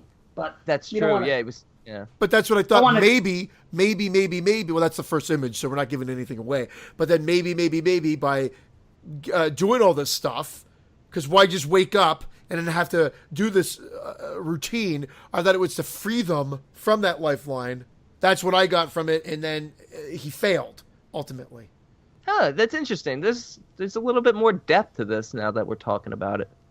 And again, we can't give much away because, again, these are really short, and they're very straightforward. I mean, I don't want the listeners to think that we're not going into depth with these. It's just that they're very straightforward. It's better off that they see them on a recommendation and just watch it themselves. It's an anthology. Watch it. You know what I mean? By the way, this was a short film, and I'm talking right over you guys, and I apologize. But this was a short film made in 2010. Yes, I noticed that. I saw the dates at the end, and some of them were made years ago. Flesh Computer was 2014. Pathos was 2010. And actually, I think one of them was even 2007. Kings. Damn. But we'll get to that. Wow. Yes, but anyway, that doesn't... I gave this 7.5 out of 10. Wow. You're not going to believe this. I initially gave it 7.5, and on rewatch, I went down a half and I gave it a set. Because remember, I went up a half on Flesh Computer. I went up a half on Flesh Computer, and I went down a half on this one, which is strange, but that's what I did. I don't believe it. It's the truth. I'm telling you. It really is. He's fucking with you. And of course I am, man. It's a scam. He's fucking with you. See how good I am? See? I'm just a faker. Shame on you. Yeah, shame on me. Okay, interesting enough. I actually came in not super low, but a lot lower than you guys on this. But I just bumped it up a full point to a 7, just because I like the thoughts that are going on in my brain right now. The juices are percolating. Nice, man. No, good. Good points on that one. I enjoyed that conversation. It was good. Technically, it was one of the best ones. It looked really good, the style of it and everything else. So that alone bumped it up to at least a 5 just off of that. And then, the narrative was interesting. So yeah, now okay, a minute or two ago, somebody said something about 2 of the next 3 are their favorite or something. Whatever. Someone likes this one. Is that what you're gonna say? I liked it. It's short as shit. This is the absolute shortest one here. I think it's like 5 minutes. Or something like that. Yeah, it's really short. A one-trick pony. Nothing happened. One thing happened, and that was it. I like the idea it presented, but it is a one-trick pony. Again, very stylized, so there's a lot of style to this one. Decent score. The acting is questionable, but it's so short that it gets the point across. It sounds like you guys didn't like it. I didn't dislike it, but again, they kind of are like shooting out information at the beginning just to kind of give you a setup, like, about this terrorist group and this chromo core, and then it's just focused on these 2 guys. I think if it was just focused on these 2 guys without giving you that sort of background information of a terrorist group trying to destroy this whole corporation, then it might have just been simpler and kind of creepy. But I did kind of like the little twist it had to it. Well, I thought the whole thing at the beginning was just to... And again, this is not really a spoiler because you see it right at the beginning of a 4-minute or 5-minute movie. So The last female at age 25 has been killed. And so we know what kind of world we're living in. And this terrorist group is going out to destroy any chance of there being redevelopment. Wow, really? I'm being very must vague. Not have been listening. I must not have listened close enough. I didn't realize that was said. I couldn't get it. There's a news article that it passes by that says the last woman has passed away, which is why the guys are doing what they're doing, which is why what happens after happens and why they have to try again. Oh, you're making me like it a little bit more now. I wasn't. Really? It was going by very fast at the beginning, so I wasn't getting everything that was being said. But interesting. I skipped it. This was the only one when I watched it the second time that I skipped it. So that just goes to show you I had no interest. I know what happened. I like the gore shot that we got. There was a good scene when we saw something getting cut open, and it was cool. But you could have just showed me that with no story, and it would have been just the same because I didn't care about the story. It's just maybe I should watch it again, but I had no desire to. So that shows me enough. I just wasn't that into it. So weird that you skipped. Well, there's like I said, 5 minutes in and out, like my sex. Like what? Done. Yeah. This is my lowest rated. Wow. So interesting. Yeah. I was 7 out of 10. Wow, I'm 4. Holy shit. Wow. I'm 6 out of 10. Wow. It's so funny I didn't change my rating, but that was my initial rating, 6. It's so funny how we differ in a lot of these. Pathos being maybe our closest one. I guess we were close in the first few. You guys seem to like him a little bit more than I did.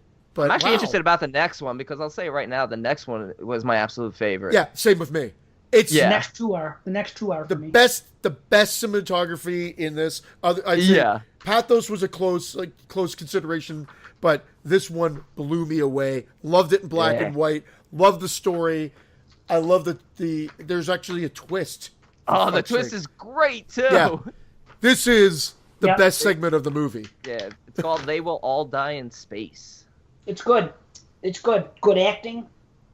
Just good all around. This is one that I feel could have been a feature, and that just could have been one segment of a bigger movie. You know what I mean? Mm-hmm. Yeah. Yeah, man. And did anybody else feel like the character of Phil Eberhardt's looks like Ewan McGregor? That one of the space guys there. He looked like asshole. Oh, they were both kind of. I mean, yeah, not the one they reanimated. The No. guy that lashed. The guy that lashed the longest. There's three fucking guys. We just need like 10. The wife? The bad guy The lasted wife. the longest. How's that?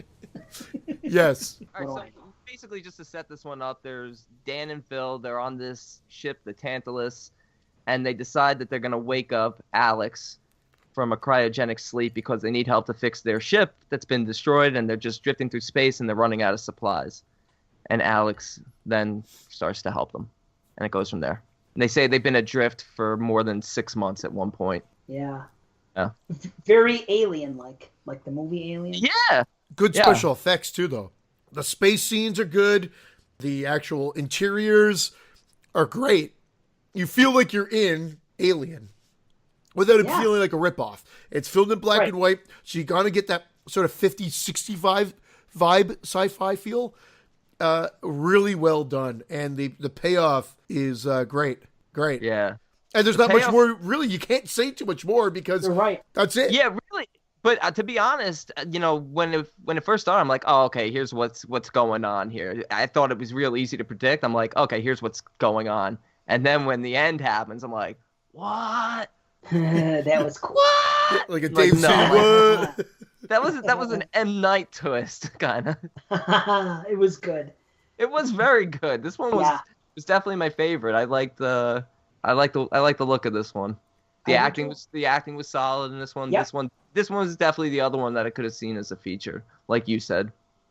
This is one of the main reasons the listener should watch this movie. Yeah, I mean, I still think that the themes of these shows are the themes of these stories are not identical, but definitely similar. So I think you could find something good in all of them. But this one was by far the strongest. Yeah, it looks the most legit. Oh yeah. So far as I'm watching this and we got to this, I'm like, this one looks like it's a real movie. Like, this could have been on a, and I don't want to. Now that I was going to say on a VHS, but VHS is kind of low budget too. No, I was but trying I know to think of like a more higher budget type anthology movie. I think the fact that Christian even referenced that some of these were made in 2007, 2010, that they're all over the place, speaks to the difference in the way some of them look. This was obviously not the easiest of production to put together. No, and this one was 2015 as well. Yeah, segment. and it shows that it's it's a new one that's better made. Yep, had me hooked right from the start. Yeah. So I was just gonna say I'll give my rating. I have a feeling that my rating is gonna be the lowest. It's not a low rating, but the way you guys are talking, I'm still coming in kind of high. It's an 8 for me. Go ahead, Christian. Oh, I was just gonna say no. That's exactly what I am, an 8. Right on. I gave it a 9. Cool. There you go. Nice. I loved it. I really think my low expectations of this film. I even said to you guys before, I was like, this movie looks like shit. I really didn't want to watch this movie. Oh, you watched the trailer? Yeah, and then I wound up just enjoying it a lot more. I went in with such a bad attitude that I actually had a good experience. You gotta stop watching trailers, man. Then I might have really hated it.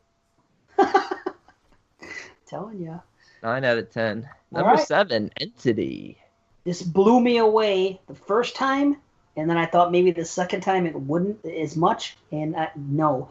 Both times it blew me away. Remember how I talked about 47 meters down, or what the and I was talking about oxygen and how it's kind of like a phobia of mine, even though, you're scared of oxygen? Everyone's afraid to suffocate. I understand. But remember how they were running out of oxygen in the deep, and it was real tense to me because I felt like I was there with them, and this is how I felt when this girl is out there floating and her ship's exploded or whatever's happened. She's in her spacesuit floating in space, and the things come on right away saying oxygen level low.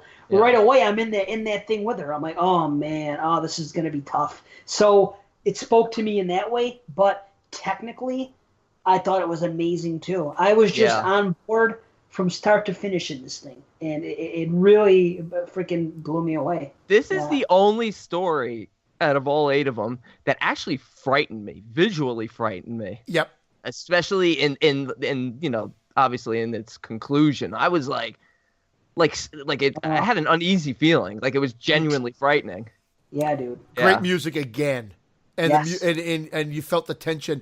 love the space explosion at the beginning because it was done more realistically, and then the way that they introduce her and how it just goes. And it's Gravity, that like it's like the movie Gravity, but it's actually scary and without the pussy farting feel good Pussy farting. the feel good element to it. I've never seen Gravity. If it's anything like this, I'm a little more curious. You got to see Gravity for that. Yeah, you do need to see Gravity. It's just the uplifting part of it kind of is the movie's downfall. Yeah. Understood. There's a movie I'm going to talk about later that has that same thing. But the way this is shot, the opening scene where you see it's a reflection of her, and they do it again at the end. I just think it's brilliantly shot. I just like it's kind of like it tricks you for a second. You see it and you're like, wait, what's going on here? Then you realize that you're seeing something else. Then she's a very relatable person. I thought when she was talking and asking for help and everything else, and I don't know, she has pretty eyes too, and I just felt for her the whole time. I was just there was one scene in it that was very Doctor Who. Can you say what it is, or is it spoiler? She kind of gets sucked in, and it was the black hole. Yeah, the vortex. Oh, that was awesome. It was awesome, but it was so Doctor Who. I love Doctor Who. I never watched making fun. I'm a big Doctor Who fan, but okay. Well, when it happened, who was expecting that? Not me. Not me. No. When it first opens up, I was freaking out, and she's freaking out, and I was just like, and just the end, that image is just embedded in my brain. That's not going away. Oh, dude, no. That was terrifying. It was crazy. How about when she accepted her fate, or what she thought was going to be her fate, and she started singing Twinkle, Twinkle, Little Star? Yeah. Dude, that was emotion. I was right there with her. I'm like, oh, man. She almost went into the fetal position, and I was like, oh, this poor girl. But it just takes you on a trip, and I love it. The opening shot, the closing shot, and everything in the middle.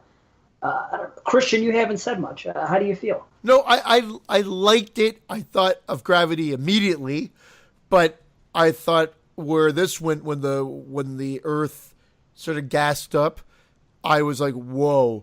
And immediately I agree with you guys. I was like, this is freaky. Then I kind of thought it went a little too long into her voyage. Then I thought the end made it worth it. Yeah. So I didn't come in excessively high. I gave it a 7 out of 10. I gave it 7.5. Sorry. Shit. No, that's fine. I gave it a 9. And really? Wow, man. Dude, I was having to find myself reasons for it not being a 10. That's how much it blew me away. And I was like, well, I can't tell you why it's not a 10, but I can still give it a 9. It's just one of those things, you know?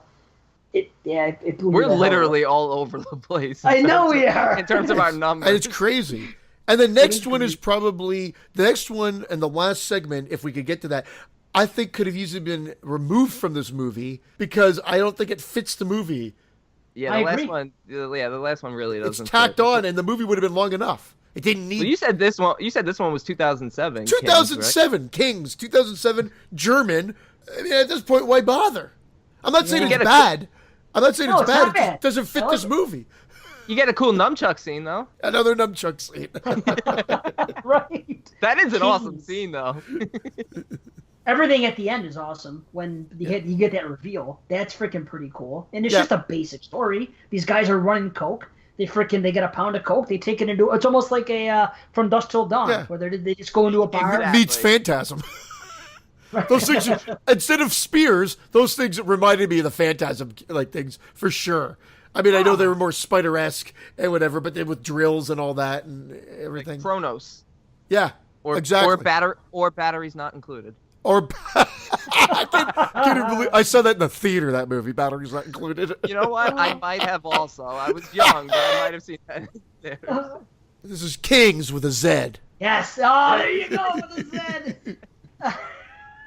Awesome. It is. What language was this? They were German? German. Yeah, and again, I guess we didn't really set it up. But you kind of did say it. They have cocaine. These two guys, they go into a club, and bad shit goes down from there. Yeah. Guy sees his sister. That's when all shit hits the fan.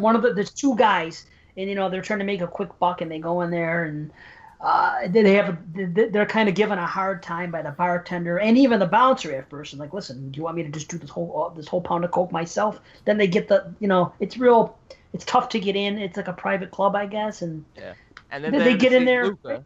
They're there to see the head drug dealer there. Right. I think he owns the bar, but I don't know. Maybe he might. Not. I don't but know. Dude sees his sister there partying, and she's probably wasted. You know what I mean? And as soon as he sees there, and she's younger than him, and I think that's when shit starts to hit the fan, and they all end up being in the back room, and then one thing leads to another, and it's just nothing's really explained. It's weird and it's fucked up. But the fact that it's not explained, what the hell's going on, makes the end of this segment a little bit better for me. Okay. Just the creepiness and kind of unknowing. It's it's a very downbeat ending. Oh yes. I mean, most of them, they all are actually. It's Jeepers Creepers, is what it is. Exactly. Yeah, that's perfect. That's really well done. It's Jeepers Creepers without the kitty touching. No salivating. No Victor salivating over kids in this one. Victor salivating, yeah. Two things I hated was that fucking tattoo on the bouncer's neck and face. It was the worst looking tattoo ever. It literally looked Mike like Tyson thing? Yeah, it literally looked like because it shined in the light, so it looked like just black face paint. So bad. Takes it right out of it. And then the editor or director and editor love to do this effect. I think they did it 2, maybe 3 times, where it morph cuts to do two different characters. So instead of cutting, the faces morph into another character and it's a different scene. And I hated it. I hated that. The high points were good when you got the gore and you got the digging into the skull and then the reveal at the end, stuff like that. Maybe it could have been trimmed.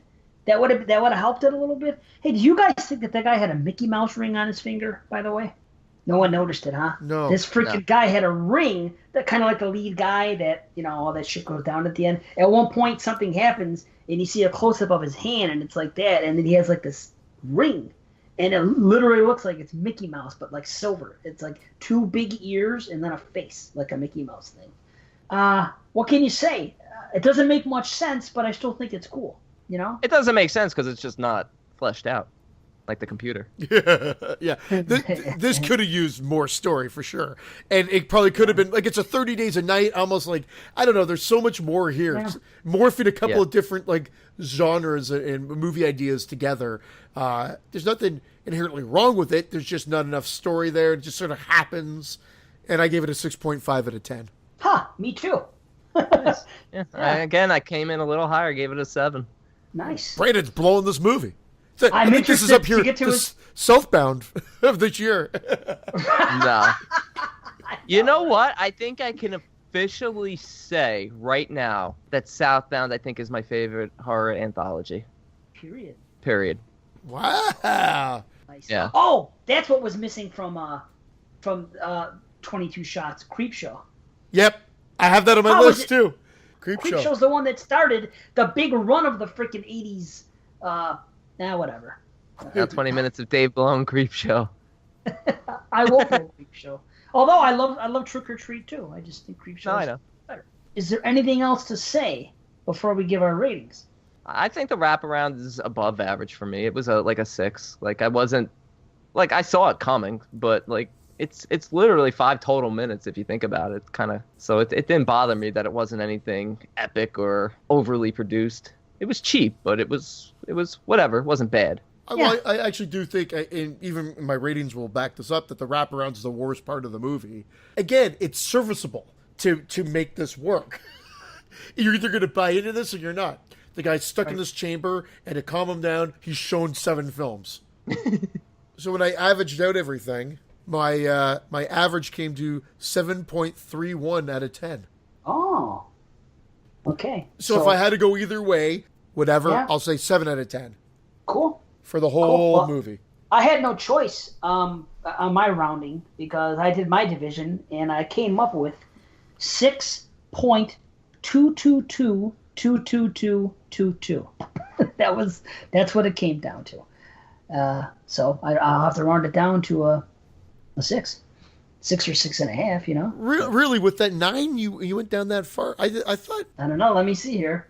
Unless I'm doing my math wrong, but I just had my calculator and I just went into it because check it out. Somebody got a calculator? I can read off my my ratings if you want to. 5 for Eden. Okay. 7 for Iris. 6 for Flesh Computer. 7 for Pathos. 4 for Eveless. 8 for They'll All Die in Space. 9 for Entity. Kings is a 6.5. And the wraparound is a 4. Divide that by 9. No, divided by 8. 9. No, Wraparound's the 9. Oh, fuck, I fucked up. Then my math is wrong. Okay. Yeah, your math is... Yeah, I was going to say, because your math actually came out higher than mine did. While you're fixing your math, I'll just say that my total for the 9 stories, out of, obviously, 90 total points, came out to... Oh, shit, what was it? This is great. I told you guys to have it before you got to the show. See, I'm so demanding. I'm trying to control you. 63.5, which divided by 9 is 7 with that 0.5 remaining, which is exactly what I gave the film, a 7. Oh, perfect. And mine came out to exactly 6.5 out of 10 for the whole film. Yeah. So 7, 6.5, and 6. Yeah. Okay. I don't think I blew the movie. I knew based on where we were going, that I was slightly above you guys. But overall, I feel like anywhere in that 6 to 7 range is a fair score for this. So that's good. So you came in at 6, Dave. I was 6.5. Brandon was 7 overall. And I think that makes sense. Yeah, when we were talking, it's like, hey, I'm a 9, you're a 4. I know. And it ended out the same anyway. That's funny, man. Well, it ends up being a recommend. We can at least say that the listener should check it out. Oh, definitely. It's definitely a recommend. This has been under the radar. I don't know how long ago this was released, but I think at least a month, and I haven't heard anybody talk about it anywhere. Well, I saw it. I just started watching it, and I'm like, this is actually like catching my interest. And it was an anthology, and then we found out about the Dark Tapes, which, funny enough, we're going to be reviewing soon. And I was like, that doesn't look like it's going to interest me, and well, we'll get to that later. Yeah, we'll get to that later, unfortunately. What? Oh my God! Don't even. Oh, it is interesting. All right, now it is time. We didn't do this last show, so we're fresh and we're ready to go with our round robin reviews. Triple R's. I believe we each have 5, correct? We do. Yeah. Okay, who wants to go first? Brandon, you go first because you had the least amount the last time we did this. Okay, I will go first. The first movie I'm going to review is a new film from this year, although I think it's technically 2016, but it's Ruggero Deodato's newest film, his first film, I believe, in 23 years, and it's called Ballad in Blood. Okay, so it's the day after Halloween, and Jacopo and Duke wake up in the apartment of 2 girls, Lenka and Elizabeth, both in Italy thanks to the Erasmus Project, which is a foreign exchange project. And what they discover is that Elizabeth is dead, and they have no recollection of what happened the night before. Now, okay, so obviously this is Deodato. First thing I want to say, soundtrack is awesome. It's Claudio Simonetti did the score for this film. I think Riz Ortolani was on one of the tracks. It was just really well done. Stylized, it looks good. However, the story, I think, tries to be a little smarter than it is. But unfortunately, what the deal is with this is it's actually based on a true story. It's actually based on the Meredith Kercher murder in 2007. That was the whole Amanda Knox case. That's what people might remember. So it's literally taking from that and then creating this whole story of what might have happened. And so basically, Jacob and Duke, they wake up in the apartment. You know, Jacob is sleeping with Lenka. Duke he's an angry black guy, drug dealer, angry black guy, and he finds Elizabeth's body with her throat slit. Yeah, that's the way. Does he yell at her? He's angry. He's yelling throughout this whole movie. Like, awesome. When you see this film, he's like really just angry. I think he might yell at the corpse at one point. But so they have no idea what's going on. So the 3 of them get together and they decide they're going to try to figure out what happened, because they don't want to call the cops, because obviously it'll be the end for the 3 of them because they're in a foreign country, as students. As they get closer to the truth, they start to turn on each other. So it reminded me a little bit of what's that film with Ewan McGregor? Now that you Shallow Grave. Shallow Grave. Kind of Yeah. reminded me of that, like how the paranoia and the tension builds. But, because it's telling this true story, it doesn't really deviate too far into, like, horror-esque area. It's almost more drama. They do throw in these two extra characters, this barkeeper and his boy toy, like this young boy that kind of, like, hangs around with him. You feel like it's his sex slave or something. I don't know. It's very strange. But ultimately, the biggest downfall for this film is the actors. They should have spoken their native languages. They did the film in English, and it's dreadful. It's dreadful. Really? Yeah. It's like not like Argento or something, like just dubbed? No, it's them actually trying to deliver the lines in English, and some of them just sound so awful. It's got some great sets, though, and it looks good, and the score is great. Some of the gore is decent. It's not a bad film. I overall just felt a little flat for me. I gave it a 5.5 out of 10. Wow. I'm not, what I want to say is, and this is going to happen with another film that we're going to talk about later on, is when they take films based on actual events and sort of tell that story but then add fiction to it. I'm not necessarily a lover of that because I'm always more scared and creeped out by the actual events. Yeah. So the fact that they fictionalize it and they kind of left some things unexplained, I was a little confused by the role of some of these characters. It kind of, that's why it ultimately is as low as it is. It's definitely a recommend. I can see people liking it more. I will give this another shot because I can see myself liking it more. And I was mentioning to you, Dave, before we began the review, and I'll wrap this up because I know I'm talking longer than we wanted. But I mentioned to you before that I missed the message boards on IMDb, and this film in particular, because I would have liked a little interpretation of some specific scenes and specifically the ending. But overall, not hard to follow, but just a few things. I was like, well, what does that mean? 5.5 out of 10. Check it out. Diodato makes a cameo in it too. Really? I'm just surprised he's back. This is the first I've heard of it, so I was kind of shocked. Wow. Yeah, I'd heard about it. I think he made it a few years ago. Want me to go, Dave? Or I'll start with a 2017 release. Made last year, but officially released on Shudder just recently. I think this past weekend. And that's Sweet, Sweet Lonely Girl. I can't wait to hear this. I watched it last night. Okay. I watched it twice. Because it's funny. The movie itself on Shudder compares it to another film. And the first thing I thought of, I didn't read this. I just started watching the movie. I'm like, this is kind of playing out like House of the Devil. And funny enough, that's what they decide in the same vein of Ty West's House of the Devil.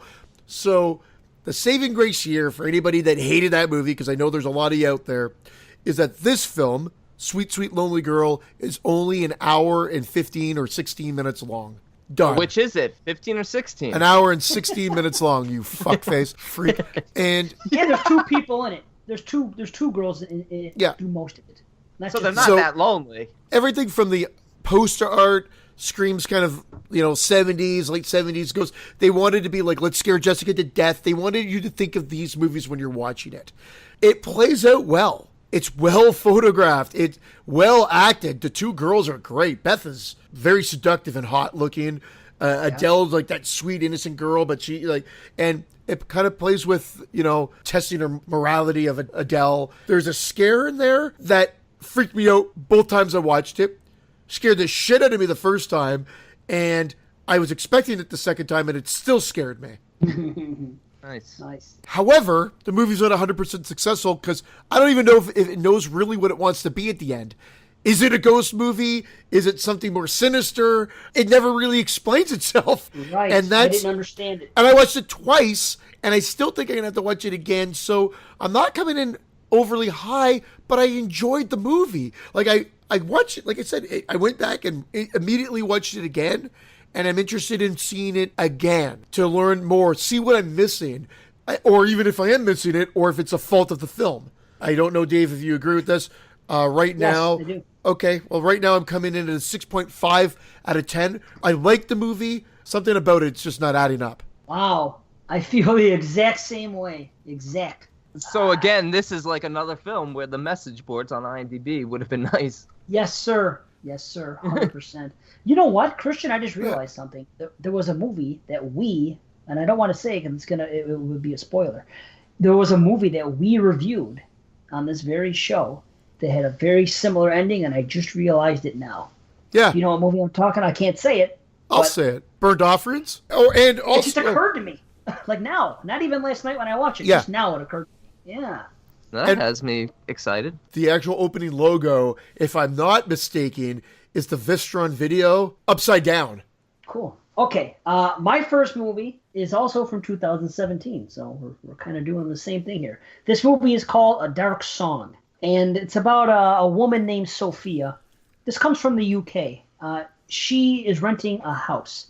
She wants ultimate privacy. She wants to rent it for a short time, and we of course we don't know why at the beginning, but she has to get it for a year. That's the lease they gave her, so she paid for a year. She basically ends up sinking everything she has into going to this house to stay, and not just to stay, but she has to meet with this guy.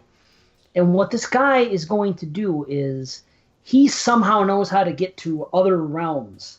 And I don't necessarily mean the void type stuff. I mean like afterlife type stuff. He deals in gods and demons and all different type of things from all different type of religions, saying that it's all real. And he's come face to face with good and bad and everything else. And somehow this woman found him. She spoke to some other people too, and ended up, I guess this guy's the best. And he's only done it a few times. But she meets with him, and they go over to her rented house. He says he doesn't like the house at first. He decides that at one point he tells her he's not going to do it because he doesn't like the house. And she has a lot of money that she wants to spend on this. He's asking her questions. Why do you want to go to the other side? And she said, for love. And she doesn't get too into specifics. Well, when it gets to the 24th hour and the guy wants to bail because he says that everything isn't right, she says, listen, I have to tell you a little bit more about this before you leave. The real reason, I'm going to get into specifics here, is my child has passed away, and I want to go to the other side and talk to my child.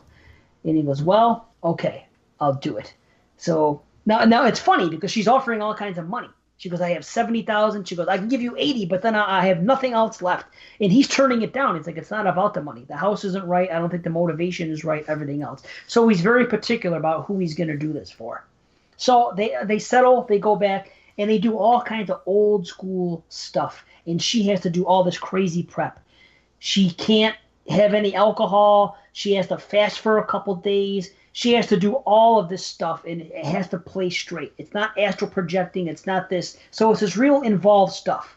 And at one point, they start to do it, and they're drawing circles on the ground and pentagrams inside the house, and they're using candles. They're doing all the stuff that you've seen before for calling to the other side. This is all happening, and at one point, she does something, and the guy gets cut on his skin. And he's like, well, you must have told a lie about something. And sure enough, she wasn't being 100% truthful about something, so he paid the price. So the guy that's doing this and taking her over, he is just as much at risk as she is. That's why he's very hesitant about it and only wants to do it for the right reasons. So they get to the other side, they go back. You know, this is a hard movie to talk about because they don't really get to the other side, but things happen, and there's not a whole lot I can say. But it's very step by step. They really get into this so deep that at one point they don't even know what month it is anymore. And it's this real intense, complicated thing. Eventually, something really cool does happen. There's a revelation about her motivation. And it's not exactly what you think it is. And that was kind of cool. And then we see a stabbing. And I can tell you this. This is one of the most realistic stabbings I've ever seen in a film. It's so realistic that it's something you could see happening in your kitchen. You know how you watch a movie sometimes and something happens. Somebody stabs you in your kitchen. yeah, that too. I hate that. I hate when I'm watching a movie and someone stabs me in the kitchen. It's a realistic stabbing. It's freaking, you're just like, oh man, I could see that happening. It's just the way it's played out. It's really cool. Now she has the son that I spoke about before. There's a scary moment involving him because they're on the other side. You could go there or they can go here. There's a spooky moment when she's hearing her son's voice on the other side of the door, and there's shit going on with that. Now, here's the problem. It's pretty good until it kind of sputters out towards the end. Actually, not even towards the end. Pretty much the way it wraps up, it turned into Disney. The way it ended, what happened when she finally had this confrontation, this thing that you've been waiting for, was not what we thought she was going to do, but at the same point, it wasn't something that left me satisfied. I was like, oh, wow, she had another revelation, and okay, it's wrapping up a certain way that I wish it didn't wrap up. It was kind of like Disney-ish, if you will. And that's all I'm going to say. The production values are very good. It's shot well. The soundtrack is good. There's some cool shots. It's a good-looking film. And again, at the end, it's a 7 out of 10. That's as high as I can go, but check it out. Was Suzanne Summers in this? That I know of. No, there was only 4 people in this movie. Oh, because you said it was very step by step. I just step by step. It was actually New Kids on the Block. Oh, Patrick Duffy was in it. There you go. Patrick Duffy. Yeah. Oh shit. Wouldn't be Exploding Heads without a Patrick Duffy reference. Oh yeah. There you go. Bobby Ewing. Yeah. Okay, my second film I'm going to talk about is one that both of you, I believe, spoke about. I know one of you brought it up as your round robin. I think both of you have seen it, though. And it's called We Are the Flesh. Yeah. Oh, here we go. First you. Yeah. Don't you remember this, Brandon? Oh, my God. I didn't like it. He loved it, and I said you wouldn't like it. I didn't love it. No. I didn't love it. If you remember correctly, I think I gave it a 7 or 7.5. You gave it a 7. I think you gave it a 7. I think Dave gave it a 5. Yeah. And to be honest, after watching this film, I'm not sure what to grade it because, to be honest, I'm not sure what I watched. So the setup for the story is brother and sister wander into this abandoned building where this crazy reclusive pervert is basically, there I go saying basically again. He's been living, and he agrees that they can stay and live with him under certain conditions. Yeah. They have to work for him, and as they work for him, he opens them up to the idea of being depraved and doing all these sorts of sexual acts with each other, and it just turns into just a nightmarish world of just incestual blowjobs and full-on penetration, and it's not uncomfortable or anything, and it's not shocking just for shock value. I think there's something there, especially given the ending of the film. But everything that was going on in the middle was just so confusing. They're building this cave out of like used egg cartons, and at one point one of the main characters dies, and then he's later reborn through this cave that they built. I guess it's almost meant to represent like the womb, but he's born. Yeah. I was going to say, but he's born into depravity. And that's the whole message here, is that this is a post-apocalyptic world. And the only reason you get that is because the description of the film says that these kids have been wandering a post-apocalyptic landscape looking for shelter. And you see outside the cave, it looks like there's terrible firestorms and everything. So it looks like the end of the world. But I think what saves this film, and especially after reading about it a bunch, because I was really looking for stuff on this, is the interpretation of the ending and what it's ultimately saying. And and for that, I'm not going to get into that. I do think that the performances were terrific, especially the guy who played the perfect pervert, Mariano. The perfect Hernandez. The perfect pervert. Yeah, no, the brother and sister were good too. I mean, it must not have been an easy film to film, but these guys and gals really committed to their role. Because they're really brother and sister. I don't know if you knew that. Yeah. No. I was going to say, if I wasn't her brother, it would have been easy to film. Of course, she's hot. What, you would have blown him if she wasn't his brother? He blew him? He brew him? What, is that a Jew joke? He brew him? Oh, no. Yeah, what can I say? Yeah, I was very confused about a lot of things going on, but I was reading some articles, and I'm not going to lie, because I'm not that smart that I was able to deconstruct this, but it was talking about the deconstruction of like the food he uses, the deconstruction of machinery. I think he's taking machines apart and using the parts for certain things, and basically stripping the world back to like almost primitive days. So there's a lot of like metaphor and symbolism and stuff there. And then the ending, when I saw it, I mean, I only saw the film once. When I saw it, I was like, what the fuck? I was like, what the hell is this? I don't get it.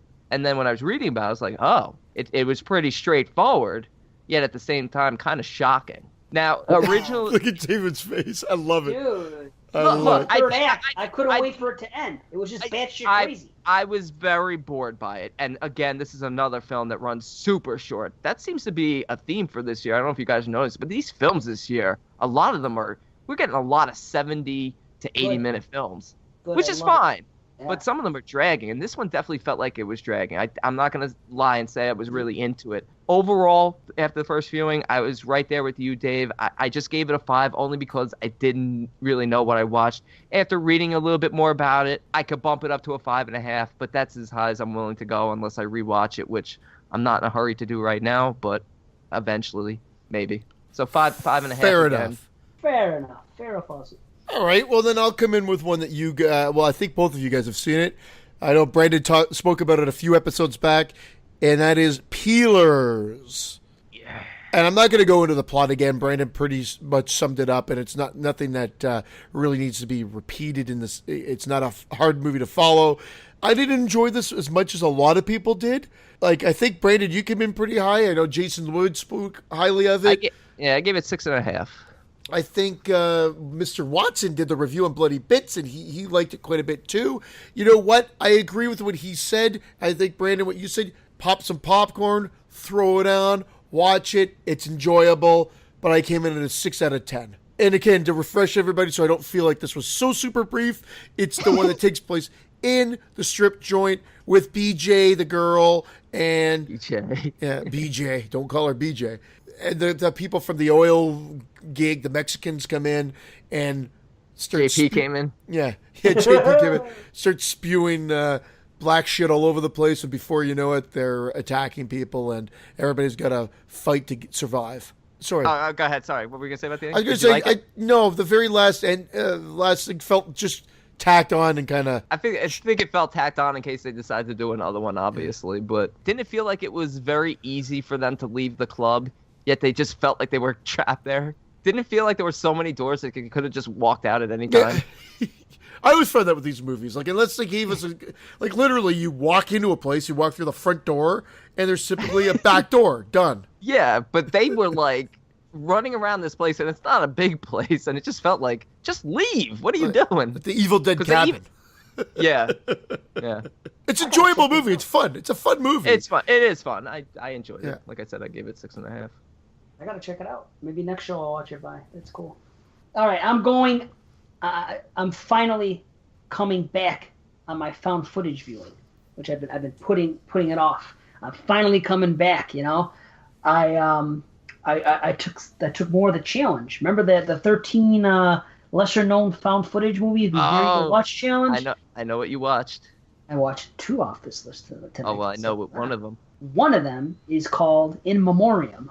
And that movie, where was very interesting. It was on the list. It was on the Blumhouse thing. 13 movies. It was one on that list. Now, the reason they put this on this list is because it predates Paranormal Activity. The thing is, it's really not that much like Paranormal Activity. However, let me paint the picture here. There's a young couple moving into a house. The guy is terminally ill. He has rapid cancer, and he has decided to not have treatments. I think bone marrow cancer is what it is. So he's not going to have treatments. He's just going to let it happen. It's him and his girlfriend. And he decides, now this predates Creep. That's what the guy was doing in Creep, or saying he was doing in Creep, but he was sick and then he was documenting it. So that's something else kind of interesting about it. But you're moving in, he's going to document this all. This is going to be the last whatever of his life, and he's documenting it, so he's moving in. He's stage 4 bone cancer. So it's him and his girl. His brother shows up. Right off the bat, it's kind of evident with the guy and the girl. The girl's hot, so that's one thing. But it's kind of evident that they're not the best actors. Then the brother shows up, and he's the worst of the 3. A lot of this becomes about relationships between all 3 of them, and between their mother, she also died young of cancer, and there was some issues with her. And there's a lot of conversation about their relationships. There's problems in the audio. Sometimes there's an echo for no reason at all when they're talking.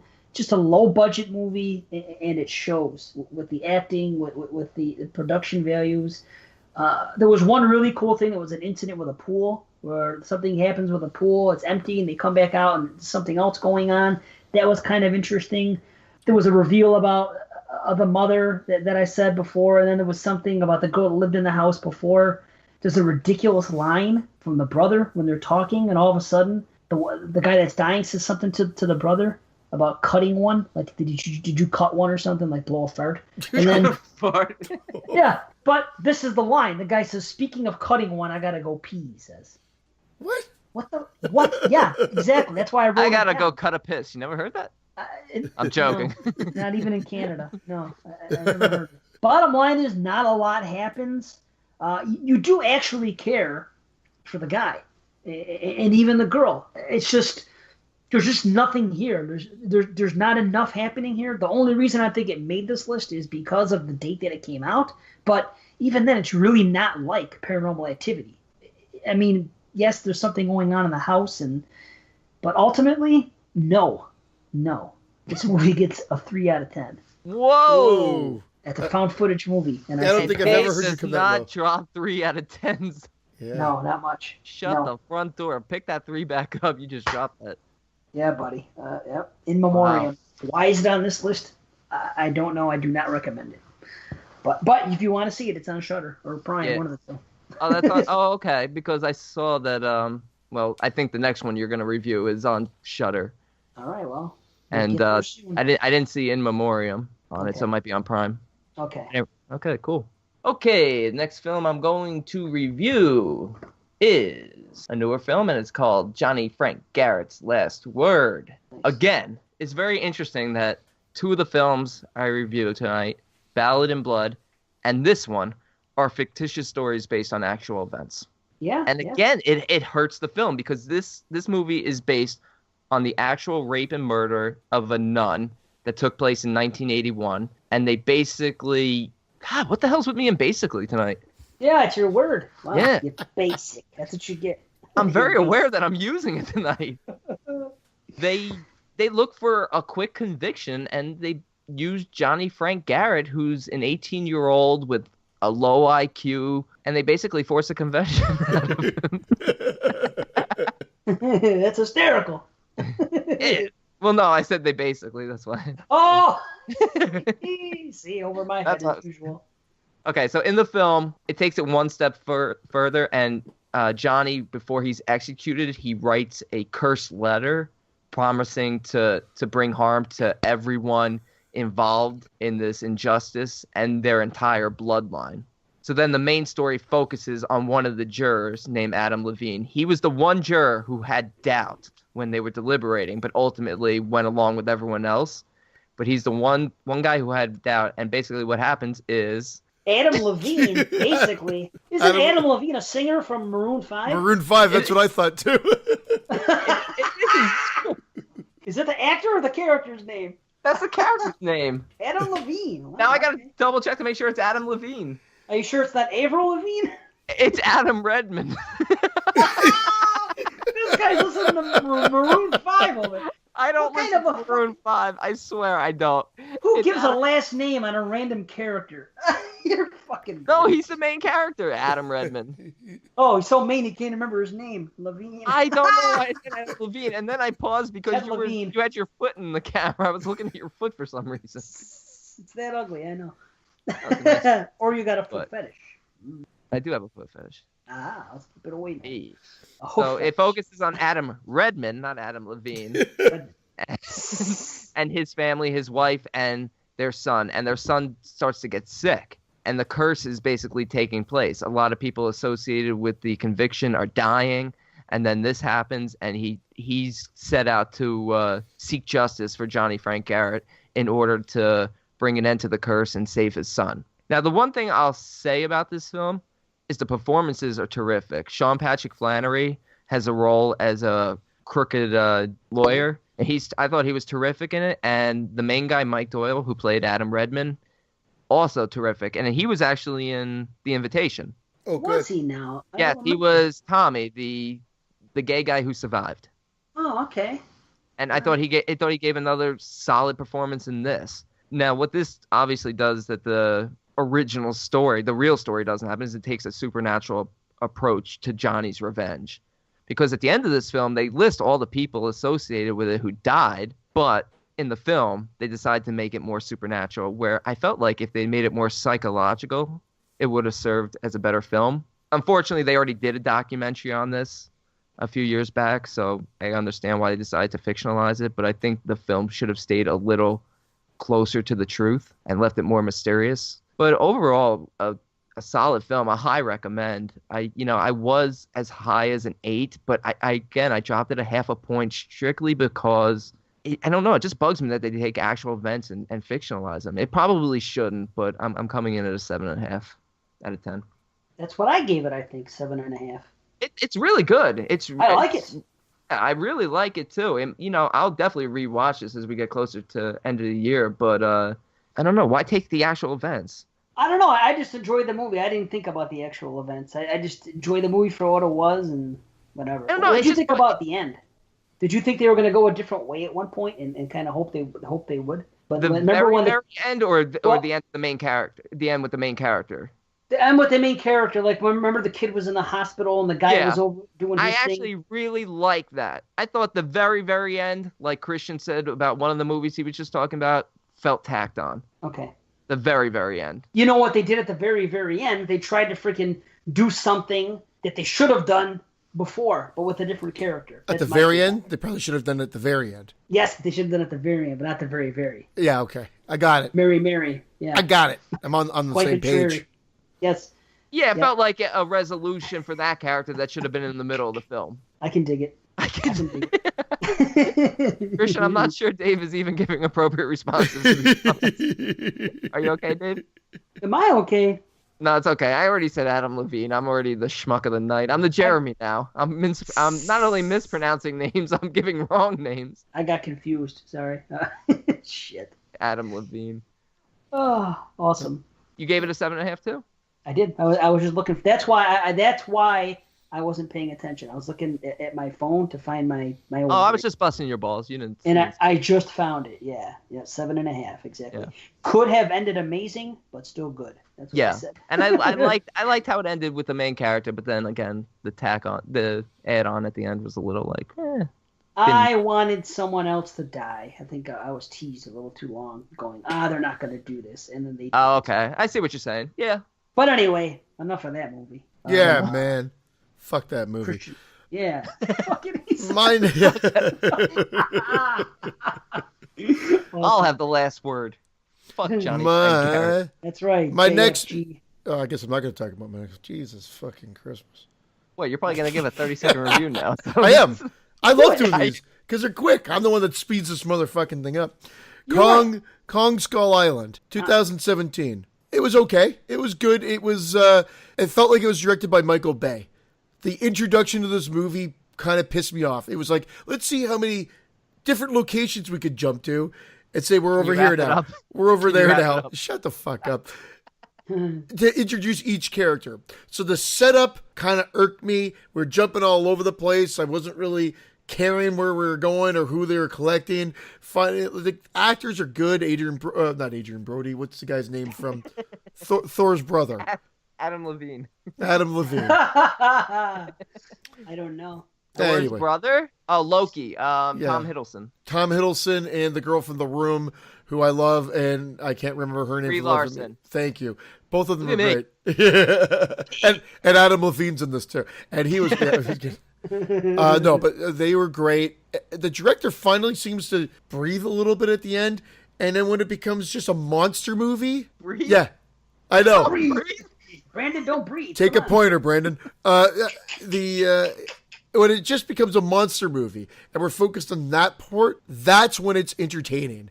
So the second half is great. The first half is a mess. So I gave it a 6 out of 10. Wow. But it's fun. The monster fights at the end are fun, and the movie looks amazing. But it's just so messy and loud and annoying at the beginning. How long is it? Is it long? Yep, 2 hour. Yeah. See, that's the thing. It probably could have been 20 minutes shorter, right? I don't have it in front of me. Man, I like No, but that seems long because I've heard very high praise for this. I haven't seen it yet. I never watch movies. I never watch movies like that. I don't think I've ever seen a single Michael Bay movie, so I probably don't even get the reference. I don't watch those big blockbusters, but for some reason, Michael Bay, who is she? I heard a couple of podcasts, and they gave it good reviews. I said, you know what? I'll watch this Kong movie, and I did, and I enjoyed it. So I'm one of the few that actually liked Peter Jackson's epic 3-hour King Kong movie. I loved the first half of that. Everything that happened on Skull Island with those giant insects was freaking awesome. I thought in Peter Jackson's. Yeah, I mean, I love that movie, and Kong Island felt like a Michael Bay. I felt like I was watching a Michael Bay movie, which I don't do well with. Everybody take a drink every time Christian says Michael Bay. Basically, it was a decent movie. All right. Check it out. I continued on with that list, with the found footage list. So I do intend to see every one of them by the time we're done, if I can. Anyway, this is another one that was streaming. Maybe this is what Brandon was probably getting at. Brandon, what do you think it is? Ghostwatch? No, although Ghostwatch is on my list, and I recommended it on the. I've been meaning to put it on the group page because a lot of people have Shudder and maybe don't realize it, but Ghostwatch is something that made my list that I've spoken about several times. And I am a fan. I'm going to have to catch up and watch it again. But no, it's not Ghostwatch. Oh, it's not? Okay. But I will watch it because it's on the list and I'll refresh. But this one is called... Now, I thought it was called Essen Man. Oh, I saw this one. Oh, did you? Yeah, Okay. This is the only one on the list that I've seen. Okay. Years ago. I thought it was called Essen Man. Like S&M was the joke, but they made it man. But in actuality, they took the and sign, and the movie really is titled Sandman. S and Man. Sandman. Oh, it's about fish. It's about fish. Fish, the band? No, salmon. Salmon. Oh, salmon. Oh, Swedish salmon. Yeah. Okay. No, did you think it was Sandman or Essen Man? I always thought it was Essen Man. I never knew how to Okay. say it. But after Yeah. seeing it, I knew it was like salmon. Right. It changed everything. But anyway, this movie's pretty much set up. It's half horror documentary and half, fictionalized events. So the setup is really cool because this guy, he says that when he was growing up in the neighborhood he lived in, that there was a local guy there, an older guy who was a peeping Tom, and he had cameras on a bunch of houses in the area, and he got busted. But when he got busted, he didn't get a sentencing. And it was a long time ago, and I guess they weren't sure how to... There was no way they can actually press charges at that time. So the guy walked, and he's always been fascinated with the whole idea. And he wanted to revisit some, strange movies that are like hardcore and snuff films and things that he wanted to, check them out more from a documentary standpoint and talk more about those type of movies. So he talks to a lot of people. It's interesting because he has a lot of shots from old movies in this, like Peeping Tom is in this, Texas Chainsaw. This is like a legit documentary about horror. It's really, I wasn't expecting that when I went into it, but he talks to a couple of different PhDs. He talks to authors of books. This is all real stuff. Yeah. And he goes to conventions, horror conventions. He meets the toe tag people. He talks to Fred Vogel. He's doing interviews with him. That director, Bill Zabub, he's in there. Debbie Zabub. D, the Scream Queen actress that's in some of those movies.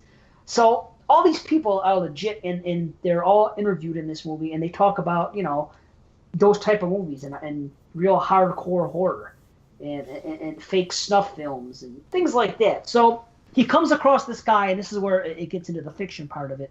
And this guy's videos are called Sandman. He has 12 volumes or whatever. And basically he follows these girls around. Now this is supposed to be fiction like anything else is. He's supposed to follow these girls around, and then eventually they get killed. But the lure of this type of film is the Peeping Tom aspect, where you're following the girls around for a while in their daily lives, and you're setting up how you're gonna eventually kidnap and kill them. So as the movie progresses, we bounce back and forth between the reality of the actual documentary and the fictional story of this.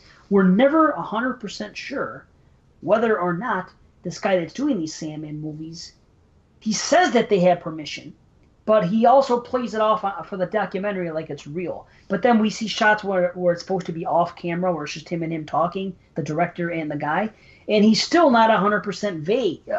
He's still very vague about it. You're not 100% sure what's going on. So that becomes the crux of the film.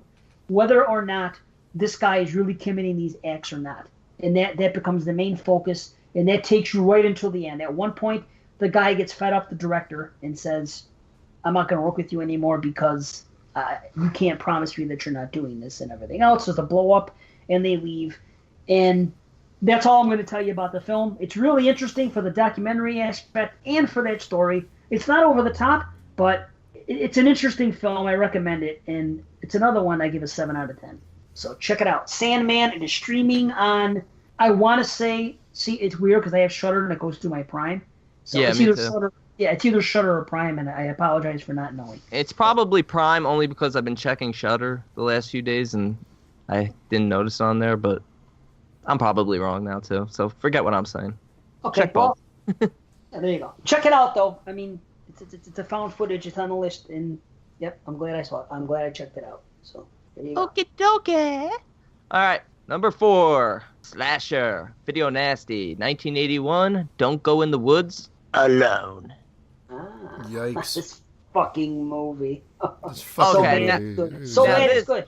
It 100%. That's what this movie is. Yep. It's so bad, it's good. I was laughing my ass off, having a great time with this movie, but this movie is horrible. I mean, it's Thank terrible. Thank It you. is. But I liked it.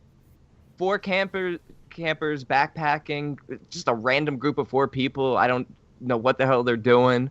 They're just hiking. They're the worst actors I've ever seen. They get separated. One gets killed. Then all random people start to get killed. And then all sorts of crazy shit happens. It's pretty basic. One thing I did enjoy about the film is towards, the latter part of the film that one of the main characters actually gets rescued or gets to safety, but then decides to go back into harm's way to try and rescue his friend because he feels guilty for leaving her behind. I kind of like that. It added another little dimension that you don't usually see in these backwoods slashers. I remember that. That was cool. Yeah. Yeah. There was also a little bit of a creepy part with a child. I felt like it could have been left out, but it definitely left a little bit of creep factor. Maybe why it made the Video Nasties list, because I can't really see why, except for perhaps the last point I'm going to make about this movie, which is the funniest kill, which is this guy in the wheelchair who's just randomly Yeah. rolling through the Rocky Mountains for some reason, That's right. mumbling to himself. Then he gets decapitated. It's absolutely hilarious. I mean, I don't have much to say. It's really fun and entertaining. I watched it alone. I had a good time. It was late at night. I was laying in bed watching it on Prime, even though I owned Were you in the it. woods? I was alone in bed. Story of my life. In the woods. In the woods. Don't fucking woods. This film is notorious for having like a super low rating. I think this has like a 3.5 rating on the B, and honestly, it's not really undeserved. But I had a little bit more fun with this. I gave it a 5.5. That's as high as I could absolutely go, and Yeah. that's probably high. This is just so bad it's good, and so I Yeah. can see it. It's fucking bad shit. I always thought this movie was just Don't Go in the Woods for the longest time. Well, Not- is it Don't Go in the Woods? It- And then they it- added. Alone. I watched the bonuses. Yeah. It's Oh, okay. Alone. I actually watched the bonus features because I got the Blu-ray and it came with a whole bunch of extra shit. And there was a whole promotional thing. There was something that they showed the director. He was on like one of those cable access shows and he was talking about it, and it was crazy. Oh, some of the dialogue though is hilarious. Yeah, it's It's worth watching just for a good laugh. But it's got some decent gore. it's okay. It's all right. It's good for a group. It's good for a group of people. Decent It's kills basic. though. It is basic. It really is. You're basic. All right, Okay, gents. Yes. I got another 2017. This one is called Sam Was Here. It's also get win by another title, right, Brandon? Nemesis. Nemesis. Nemesis. Yes. Yeah. Dumber title. I'll describe it as this. I'll give you this plot synopsis first. Sam is a door-to-door salesman. He's traveling through the desert in search of clients, yet the area seems to be deserted. He's trying to call his wife. His wife never seems to answer the phone. His phone calls, everyone seems to be avoiding him. The only contact he seems to have with the outside world is through a local radio station. And the strange host, by the name of, I think his name is Eddie, takes his calls regarding a child killer at large, which pushes listeners to hunt the man to death. Then Sam starts getting harassing calls on his pager. what is the cause of all this? That's kind of the setup, the way I described it to Brandon. I think I described it to Brandon like this, or this is how I'll describe it to you guys. It is a feature-length lost segment from Southbound of last year. Perfect. That's how it plays out, in my opinion. Well said. Well said. Well 100%. said. And that's really what it boils down to. Your enjoyment of this is what you pull out of the ending, I think, because it's beautifully shot. It is. The acting is good. Other than I think one lady, but it's forgivable. There's some gore. It plays out rather quickly. The dilemma is the ending is kind of open to interpretation. And again, so I came in. I think I came in at a 7, but then I kind of knocked it down a half point to a 6.5 because I'm not sure the ending gives you enough of a payoff. That's where I stand right now. You guys both saw this? Yes, and Okay. I gave it a 7 too, and the exact same reason. The ending is maybe a little too ambiguous. There were some things that I would have liked explained a little more, a little bit more obviously about Eddie, but also a little bit more about the light, the glowing red light. Yep. But beautifully shot, and a long segment from Southbound is the absolute perfect way to describe it. I never even thought of it. You might have mentioned it and I forgot, but that is absolutely perfect. And it takes place in 1998, and that's why he has a pager. And when his car breaks down, it's harder for him to get in touch because the technology isn't there yet. So, and creepy. I thought some of the chase scenes it had basically like a final chase with the first guy who's trying to kill him with that cop wearing that creepy ass mask. It was great. Yeah, that mask was cool. And a lot of people, a mask of somebody, like a president or something. I don't know who it was. But those are, it's all fucked up. That stuff's all great. The look of it was amazing. I was sold right away. I'm like, wow, this movie looks beautiful. And the way it plays out, and then you just get that weird ending. And I was like, I just want some more. And I like I said, I was at a 7, and I like just chipped away at it to a 6.5. But I'll watch this again for sure before the end of the year.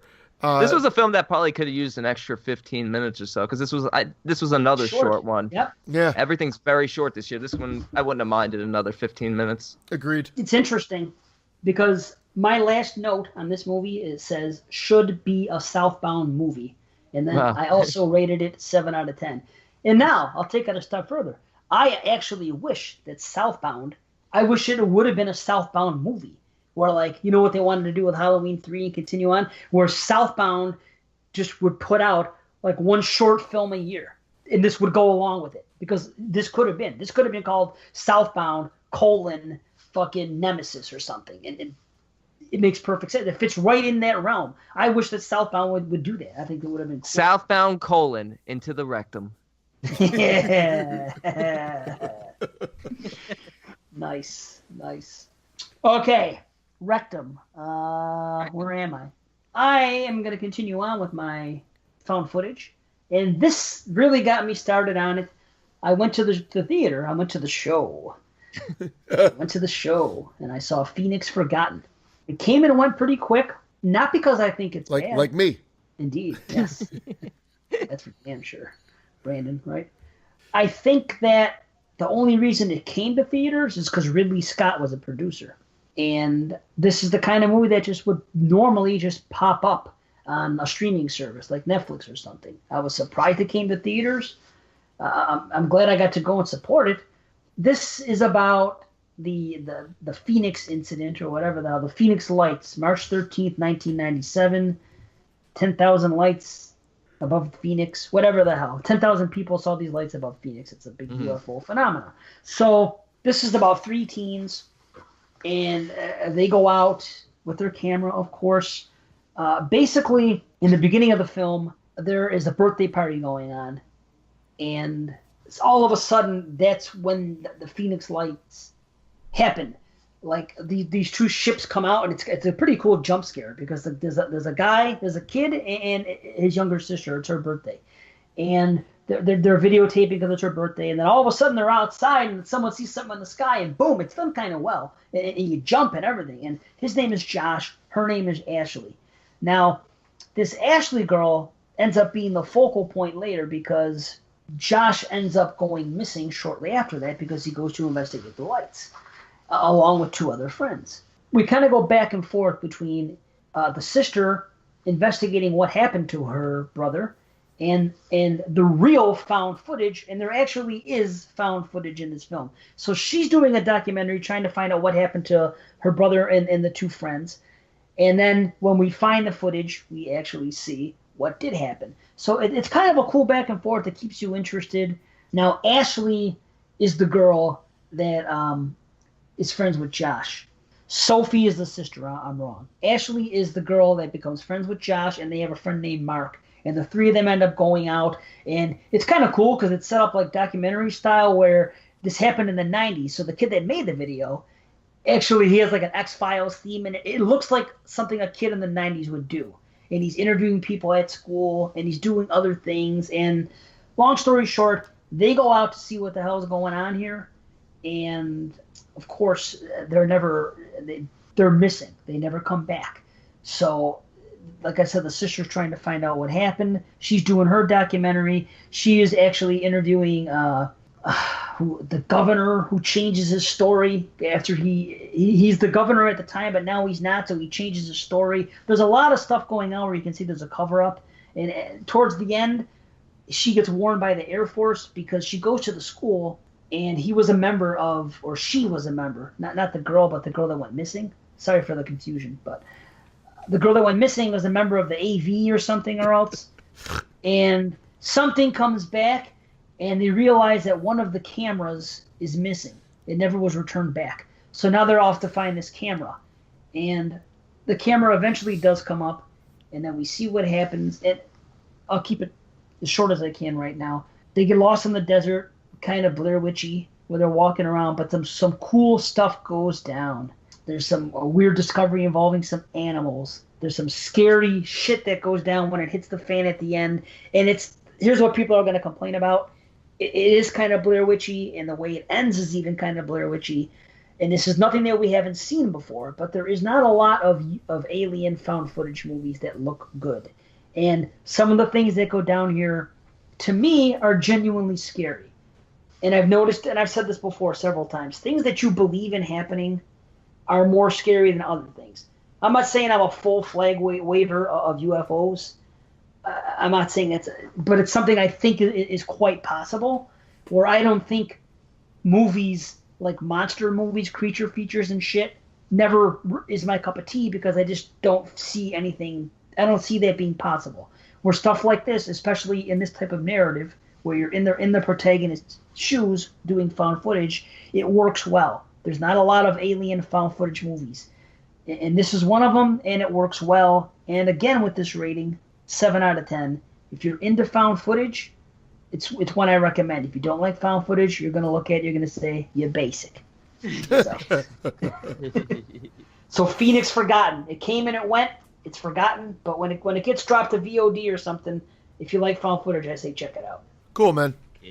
Kill Baines. What do you got for us, B-boy? All right. Well, my last one is another slasher from 82, I believe, and it is Madman Mars. Uh-huh. Madman. Your guy's favorite. It's not so bad. You know what? I used to be a lot lower on this film, but I like it. I really like it. I'm not going to deny that it has some issues, like the fact that there's 6 camp counselors, yet there's only 5 kids in the whole camp. Like, well, they're special kids, though. You have to remember. So they're harder to deal with? Yeah, they each need their own counselor, yes. And what about the 6th counselor? He's there to stay sober. I still don't understand why this movie makes so many people's top 10 or 25 slasher films. I agree. It drives me fucking bonkers. Look, I could tell you right now, it's not a top 10 slasher, but I could almost say without a shadow of a doubt that it will probably appear in my top 50. I will be shocked if this is on my top 50. I don't know. I love the the storytelling of Madman Mars. I love what's his name, Max, the character of Max, the way he tells the story, and you see everything in flashback. Like you see the flashback of all the kills that is about to happen. You see everything. I'm gonna have to give this movie another chance. All I remember is a lot of blue filter and a decapitation on a car. Yep. Yeah. And that's all I remember from the movie. Oh, wow. You forgot about the hot tub scene? And I remember a hot tub. Well, the hot tub scene is very cheesy. It's epic. It's the freaking cheesiest thing in the history of It's so film. cheesy. It's But awesome. to me, the most... And his belly button sticking out. He's got an Audi belly button. Oh, it's hysterical. He does have an Audi. Look how you remember TP as an Audi. Because we reviewed it on Banana Leisure, one of our early shows. So Oh, okay. All this stuff. Yeah. I think it has like a very like creepy, iconic image, and that's when Richie, who's the one who calls for Madman Mars above a whisper, when he looks up and he sees Madman in the trees. Yep. I love that image, like with the moonlight in the background. It is very creepy, and the wind blowing, and then you see him climbing down. It's like absolutely terrifying to me. I mean, there are a lot of decapitations and neck breakings in this film. The kills are okay. I actually enjoyed the final chase with Betsy. It's not a long chase by any means. It takes place within the camp, but I like she's in I guess it's where they eat, the cafeteria area, and she runs and hides in the fridge. A lot of suspense there. Yes, I remember that scene. Yeah, I remember that as well. Yeah, and look, it's a straightforward story, but it has a pretty downbeat ending, which I kind of like too. I do wish that a few more characters had gotten killed, and that one character, Max, the head of the camp, who I really liked at the beginning, was in it more. He sort of just disappears, and you think they're doing that as like a red herring, almost like the Prowler. Even though I've seen the movie and I know it's not true, but you still kind of think it. You're like, oh, maybe Max will pop back up as having something to do with this, but he doesn't. But I highly enjoy it. I recommend it. 7 out of 10. It's just a solid 7 out of 10. Oh, nice. Well, that's nice. a high rating. Wow. Yeah. I can list 7 Friday the 13th that I'd put ahead of this on my. I think so. My list. At least 6. But I will check it out. 6. I will check it out again. You're not alone here. I've been noticing this, and again, mostly in the last 4 to 5 years. Yeah. Never heard of Madman being discussed before, way back when. Now all of a sudden you're hearing it. I'll tell you one. I know this is going off. I'll tell you one slasher. I haven't watched it in years, but I remember watching it a shitload when I was younger, and I think it's underrated, underrated, and that's called The Night Brings Charlie. If you can ever track that one down, I remember loving that movie as a slasher. I want to see it. I'll look for it. I have 6 spots left. You guys realize that I already know 44 out of the 50 that are going to make my list? Jesus, I've only watched like 30 of the 120 I want to watch. However, of those 44, this year I've only maybe watched 30 of them. But the other ones I already know are on the list because they're all-time favorites. Yeah. And it's interesting because the Friday, the comment, it's probably around the same for me, six films that I would probably rate 7 or higher. I don't know what I'm going to do with that because some of them do come in at 7. So it might be for sake of variety, not having 6 or 7 or 8. Oh, I mean, hey, we didn't put. Yeah, that's what it said. We didn't put things saying you could only put 2 from a franchise. Yeah, that's true. I'm a Friday fanboy. I'll put it at 12 if I want. Yeah. That's true. You know what? We restricted it enough by keeping it North American and Canadian slasher, so I think everything else goes. North American and Canadian. I know. Did I say that? Yeah. I didn't say American and Canadian. Awesome. I'm just going to jump into my next movie. But I you know what? Brandon, you made me want to see Mad Men again, so that's what this is all about. So there we go. Me too. Well, we Just have whisper to his anyway. name. Yeah. So I'll end with the slasher as well. I put this on the page that I was watching it, so I'll talk about it. And that film is 1998's Urban Legend. I haven't seen it since then. So Scream came, but what we got right after was a shitload, or I guess not really even a shitload. There were slasher movies that were coming to theaters again. And I saw them all. And I saw Urban Legend twice in the theater, and I'm damn proud of it. Now, is this movie good? No. Is it a fun slasher? Yes. I don't think it deserves its 35 mega score rating, or the 5.5 maybe seems a little bit more realistic on IMDb. But ultimately, this is directed by Jamie Blanks, who also did Valentine, Storm Warning, some other horror films. This is a floating head poster, a little different from some of the other ones because there's a shattered glass that deviates it like a little bit from some of the other ones. You got Tara Reid, you get Jared Leto, you get Rebecca Gayheart, you get some funny jokes. They have that Dawson's Creek music kick in at that one point, and it just some throwaway gags like that were funny. The identity of a killer, take a drink, because there's shades of that again. It's silly. Yeah. The killer goes full crazy at the end, and it's kind of laugh-inducing, but that's the enjoyment as well. I love some of the secondary characters, like the black security officer. Her character's great. She wants to be a cop. Just some of the little things, like some of the kills are great. The premise is a little forced. You get Robert Englund as a professor. But all in all, fun. 6 out of 10. Right on. Interesting. Right on. I haven't seen it since it came out. And I didn't even see it at the theater. I saw it when it came to video. So I didn't even rush out to see it. But it's been a long time. I think the premise is amazing. I remember being disappointed that they have such an amazing premise about urban legends that they could have done so much more with that. And they didn't. But yeah, whatever. I'm gonna check it out again. You never know. Okay. Is this the last one? Is this wrapping it up? Cool. Okay. Off the heels of Phoenix Forgotten, from the ashes of a phoenix. I had to watch this movie. It's called Phoenix Tapes 97. Oh, this came out the double feature. Porno. Nice. Listen, this came out last year. It's only an hour and 7 minutes long. But here's the crazy part about this. This is a found footage movie. However, the way it's marketed, it's as this was a real thing. You can't even find this on the B. It can't be found. This movie cannot be found anywhere except on Amazon Prime. That is the only place you can watch it. There are no credits. There's no credits in the beginning. There's no title card. And when the movie ends, there's no credits. If this would have come out when Blair Witch came out, they're doing the same thing. They're trying to pass this off. It's too little too late, but I still respect it. You have to dig to find. If this movie didn't come to Amazon, I would have no idea. But I started reading up on it, and there's a website for it. And not at any point do they say it's a movie. They market it lowball on a website only as a found footage movie. To advertise just like Blair Witch did for the film The Phoenix that you just Phoenix Forgotten that you saw in the theater? No, for this movie, just called the Phoenix Tapes 97. Oh, okay. I thought you were saying it was doing what Blair Witch did. Remember, Blair Witch had that faux documentary just used for marketing purposes, right, as a setup for the actual film as well. No, but, okay. This film is marketed as it's like a Blair Witch. Like this is something that's been discovered.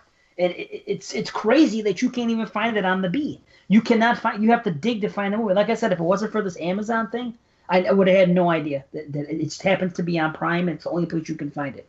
But this movie, it's the period leading up to March 13th, 97. So it's a 3-day thing. It's these 4 buddies that are going on a camping trip. They have an RV and they're hanging out, and they happen to be going through this desert. Now, when the film starts, there's a guy by the name of Dustin who worked for the government, and his father comes out at the beginning, and he says that my son got a government job. He worked there for a few years. Then he came to me. He came home and said, "Hey, listen, I'm going to be leaving my job shortly." And he felt uneasy when he was here. I could tell something was bothering him. So shortly after that, he ended up being shot dead. The government called this guy and told him, "Hey, listen, your son is dead." So now he's very suspicious because of the way his son was acting. It's a government job. He's trying to leave it. He's feeling really, nervous about it. He goes into his room and he sees that he plastered up something in his wall and that there's something behind it. And he goes into it, and lo and behold, he finds these tapes. So what the guy did was, because he knew he was in danger, he had this found footage. He put them in the wall in case something was to happen to him. Sure enough, the guy digs up this footage, and this is what we see. So it's these 4 guys camping. We don't know who they are. We don't know anything about it. They get lost in the desert. There is a little bit of an interview with the sheriff because he's retired, and he speaks a little bit about it. So the beginning is a little bit like that faux documentary feel. But an hour of this 7-minute movie is just the found footage, but it's paced perfectly because it looks very believable as they're driving and then they shut the camera down and they come back. It isn't like a narrative like you would see in modern found footage movies. It actually is believable. The banter between them is believable. People that don't like found footage are going to say that nothing happens through the most part, but to me, that adds to the believability of the film. It's just they're playing around, they're drinking, they're talking shit, they're singing and dancing, and then at nighttime they hear booms in the sky, and then later on they see there's really in this movie there's 3 or 4 gags, there's 3 or 4 sequences that look great, and aside from that, it's just the guys either joking around in the beginning or walking around towards the end. So some people might not like it, but I think it makes it more believable.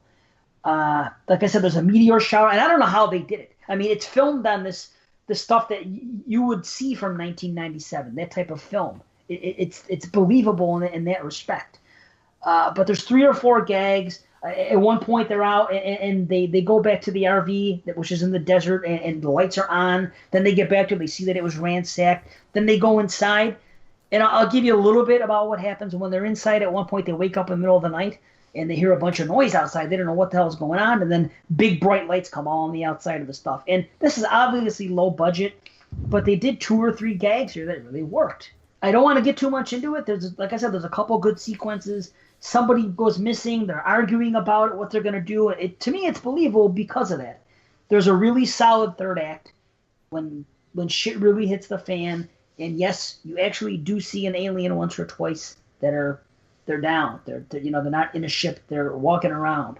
And it's done quickly, so it's done right. If you're into found footage, this is definitely one to check out. It's a short film. Like I said, it's only on Prime. It's 1 hour and 7 minutes. And this one, I'll give a 6 out of 10. But I watched it twice, and I really, really want to revisit it. It's all about the 3 or 4 gags we get, which are done really well. It's believable. Interesting. I enjoyed it. I'm only giving it a 6 out of 10 because it's short, because not a whole lot happens. But if you're into that, it's believable because not a lot happens. It's hard to explain. I recommend everybody check it out and tell me what they thought. But I skipped right over this one. In fact, a friend even asked me about it. So like, you think the Phoenix Tapes 97 is worth watching? I said, what do you think? But now I'm wrong, and I'll tell her to watch it, and I'll watch it. No, I don't know if you're wrong. You know me. I'm a found footage guy. No, but if you're saying it's thing. But honestly, like, even though you're a found footage guy, I would expect like something that pops up like this, because I saw it. I didn't even bother looking into it, and the fact that you can't find it makes me a little bit more intrigued that they're at least taking that approach to it. So I'll check it out. Watch it by yourself at night in the dark if you can. I think you'll get the best effect that way. Most of my life is alone in the dark. Listen, there's a couple cheap things. There's a couple cheap things. You know what we talked about at the end of Rec last week, how that became an iconic thing with dropping the camera and being pulled off? Yeah. I think that happens fucking 2 or 3 times. It's a repeating thing. That's why I'm not getting too high on it, but the things that impressed me that they did right, to me, they really did right. So, cool. I'll leave it at that. Yeah. So that's that. Triple R's. Whoa. Congratulations, Dave. A 78-minute review for a 77-minute movie. Oh, sorry, 68-minute versus 67. Fuck, I fucked up my own joke. Yeah, that's what you get. Beautiful. And I bet if you add up all 5 movies, your shit went longest. We'll find out when the show drops. By the time I edited all the basicallys, it should be about the same. So, we got one more movie. Do we get the hell out of here? What do you say? Let's just get the hell out of here. No! I'm really curious now because of what you guys were saying before. Oh, God.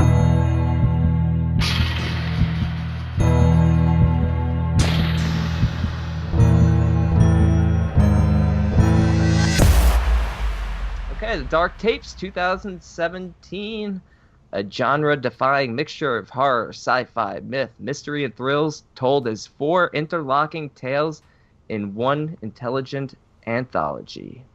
We're lucky that we're not going into spoilers, because this is going to end up being a shorter review because of it. Because a lot of the stuff that I think we can discuss, we can't discuss. So this is going to be a shorter review because of that, I think. And there's only 4 segments as opposed to 9. True. Yeah, but these 4, Oh. Oh, I disagree. I really can't wait to hear this because okay. I like two of Let's them. go. You like 2, huh? I like 3. I like 0. I Really? can't believe it. I can't Yeah. believe But we're gonna talk. We're gonna talk. Okay, let's talk about No, let's wrap it up. I like the beginning. Even though one of the segments jumps around, should we talk about that segment first? Yes, that could be the first one. Yeah. But To Catch a Demon? To Catch a Demon. Okay. I thought it's interesting. I think a little bit confusing with all the explanations, but the second time I watched it, I decided to go with it and say, I don't care about all the scientific mumbo-jumbo that they're trying to get on me. They're talking about transdimensional. They're talking about what you can do in REM sleep and different... It was too confusing. Once I accepted it the second time and said, just go with it because the cool shit is really cool, that's what I did. So that's why I enjoyed this segment, because I thought it was badass, and I like the voices of the guys that come through in the realm, and I don't know. Go ahead. I agree with you. The looks of what comes through looks cool and definitely creepy, but like you said, a lot of scientific jargon that I just wasn't interested in, and it just felt dragged out. I think this one was told over about 4 segments, and it tied into the wraparound. It's kind of the wraparound, yeah. Yeah, I thought it was the wraparound, kind of, yeah. I consider it the wraparound. Yeah, it kind of was with the wraparound as well. And I thought, again, like you talk about Galaxy of Horrors being sort of a weak wraparound. I thought this one was a little weak as well. Not as weak, but I just wasn't blown away by it. And everything that just happened in it felt like it just dragged out. I was just bored. Admittedly, the gore we get in it, the one gore we get in it is really cool, though. Yeah, I was just about to say that. Great gore effect. But I got to tell you this. We brought it up on Voodoo a few episodes back. But that end, it played out like a bad Halloween haunt to me as well, man. Like, I thought it was just like bad ghost effects, truth be told. Oh. The wraparound? The end of the whole thing. To Catch a Demon. I don't remember what day, but like when at the very end. Yeah, I thought I thought those effects were like the weakest in the film, and it just cheapened the overall film. Yeah, I mean, I didn't love it. You know, I didn't feel like it cheapened. I just thought it was just weak to me. It was uninspired. I didn't think any of the acting, and we'll get into it as we tell more, but I didn't think any of the acting was really that good. It felt like everybody phoned in their performance. I just felt everything felt flat and just boring and generic. Wow, really? I didn't get that at all. I will confess that I liked it more upon my second view than I did the first, because I was trying to follow the first time, and it was over my head. But once I decided just to roll with it the second time and, to just take it for what it is, I thought it was great. And I loved the beginning with that voice when they say humanity is getting closer to the truth, to us. We won't let that happen. And then when the credits come at the end and they continue on, the presentation of the whole thing was just downright creepy to me. I was creeped out by it, man. That's the coolest thing, but the stories just weren't that good. If they had actually focused on who is us, maybe it would have been better. I liked it. I liked the presentation. I did like the presentation, but I admittedly don't ever have to watch this movie again. Like I'm not even going to be coming in that low or anything like that.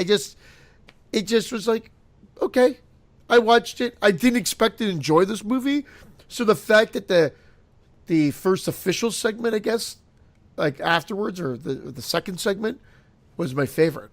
Are we going to rate each segment, or? Yeah, we'll rate each segment. Okay. If we want to rush through, I mean, there's not a whole lot you can say. I like the whole thing about this one with Don't Cross the Line. That scene was cool with the different realms and the shit. And when that guy comes down with his voice, your pathetic realm, and all that shit. Ooh, that was creepy, Dave. Yeah. The way their voices sounded, I could even get close to how spooky their voices sounded. Man, I was digging it. I don't know. Like I said, second view. Wouldn't it have been cool if they showed up earlier rather than like 25 minutes of these 3 scientists just talking physics and what are they referring to them as? Transdimensionals. Yeah, and time dilation and all that. I was just like, I'm sure this stuff appeals to a lot of people. It's just for me, I wasn't getting into it. I wasn't really concerned about it. I was just like bored. Wow. I thought it was cool how they were debunking the night terrors thing. They were saying they call it night terrors, but everything else. I'll admit that was interesting. that people are saying that that part was a little interesting. That this is what's really going on. These things are really all around us all the time. And if you're in REM sleep, you could see them, but because you're asleep, you can't. And they try to like play off of that. And these things are around us. I don't know. That thought's always.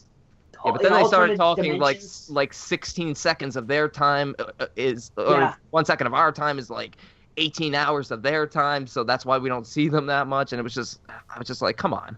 Get on. What? Very From Beyondish. You're right. You're right. Yeah, the void, right? No, but I'll tell you something. The multiple time dilation thing they were getting, I don't know. I thought that was cool, but I do also see where you're coming from. I'm actually going to drop my rating because you're right. Because there was a little too much and it was over my head. I'm usually the idiot that doesn't get shit. And we're on here and we talk about it, we dissect it, and usually one of you two set me straight and say, "Oh no, this made sense." But you guys are both saying that it was over your heads too, right? I just don't think I think I lost interest. So I don't think I was fully paying attention because it was just I thought it was just mindless talk. Okay. Well, that's if I have to admit, and it's usually Brandon that blows your mind away, not me. Well, you know me. I wanted to give you props too. You know. No, but. I say over my head, but what I really mean is that I can't follow it in the beginning, so I drift off. You know, but it's because I don't either. It's boring, or it's confusing, or it just really is over my head. So it could be any one of those things, but because of the way my mind works, a lot of times I just drift off and wait for something more interesting to happen. And that happened here. I was going to say, but the good thing is with enjoying these films is you're able to come back into the parts that are somewhat enjoyable and actually rate it higher because you're enjoying that and you're able to kind of take the other stuff, with a grain of salt. Whereas when I'm watching, I'm like, oh God, get on with it. And then when they give you something, it's like, all right, it's interesting, but it's not saving it. I'll tell you what, I was at an 8. I'm bringing it down to a 7 because you're right. There was too much of that. For the wraparound segment. Yep. For the wraparound, including whatever, To Catch a Demon. I did like the actual wraparound itself at the very end, the way it was shown. I talk about how they were in different dimensions, and the girl came out, that whole thing, and I didn't like that. Oh, I thought it was brilliant. I didn't get it the first time, but the second time I was like, oh, that makes perfect sense. That's awesome. Wow. I gave it a 5, and I'm keeping it at a 5. I gave it a 4.5. Holy fuck. I'm sorry. All right, hey, don't be sorry. All right, let's go to the next one. Hunters and Hunted. This is my favorite. This is my favorite too. Yeah. It's not my favorite, but I did like it. This one I liked because A, it is kind of creepy. B, it plays with convention. And then C, it gives you a twist. Yes, that you did not see coming. No. The twist is what saves this because Yes. The two main characters, the husband and wife that move into this supposedly haunted home, are just their behaviors is like, it's like, what the hell are you doing? This is horrible acting. Like, you wouldn't react like this. But as things play out, you start to understand. I never thought that, but I thought that immediately. I'm like, they're so like laissez-faire about everything that's going on. I'd be in a hotel the first night. Exactly. But that's the reason, Dave, we're saying because of the way it plays out. That's the reason. Oh, yeah. I didn't pick up on that. I thought the chick was freaking out. I thought the guy was a little more like what guys usually are in this. That number one, I want to film it. Number two, this is paid for, so we're staying. But the girl said a couple of times, let's leave. She seemed like she wanted to get the hell out. But whatever, I don't want to spoil anything. Yeah. I love the scene with the ball, with the glowing ball. Oh, they throw it up the hall and it sucks back. That's really cool. That was really that's cool. Like Poltergeist. Yeah. Like that's what's cool. They move in and at first it's playful. A little thing with the ball, the toothpicks that fall off the thing, just little things. And then you get the handprint on the back, and then okay, now this is some serious shit. Then when they call the freaking ghost hunters in, and then when you see the girl the first time and you get that backstory, it's all cool. However, I don't want to say generic or basic, but I do want to say it's something that we've seen before. You know what I mean? That's why they're playing with the conventions. I said it's paranormal activity, but cut out all the boring getting to know you shit and go right into the good stuff.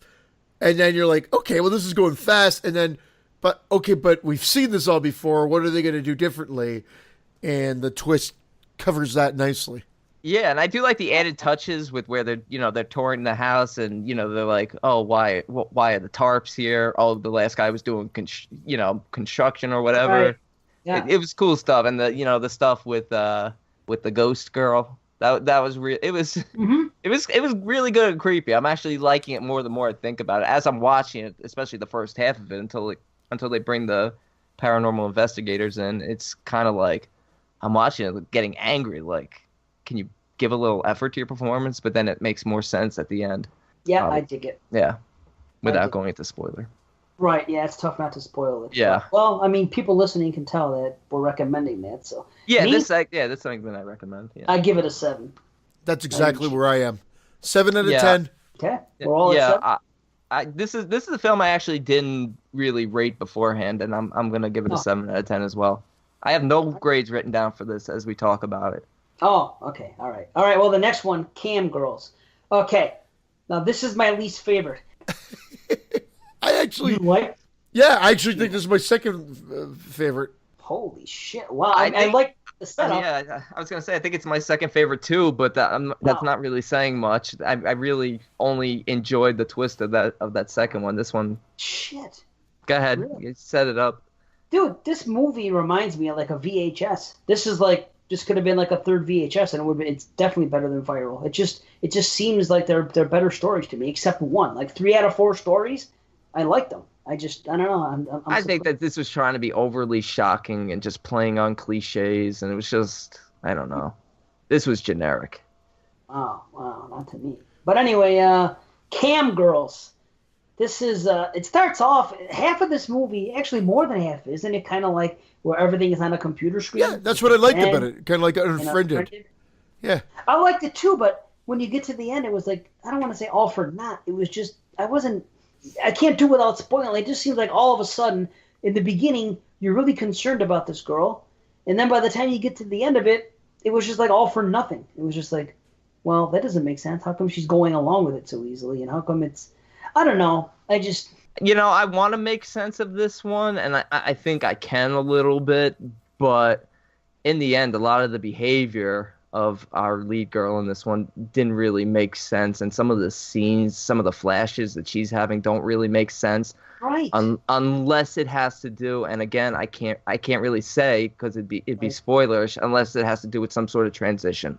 That's all I'll say. Okay, so what's really at play here is really going to waste its time doing all this stuff with one girl just to see one person die. You're talking about big picture type shit here. It just seems like it's so small time for who's responsible that it just, I don't know. I agree with you totally. I'm just trying to even justify the little bit of...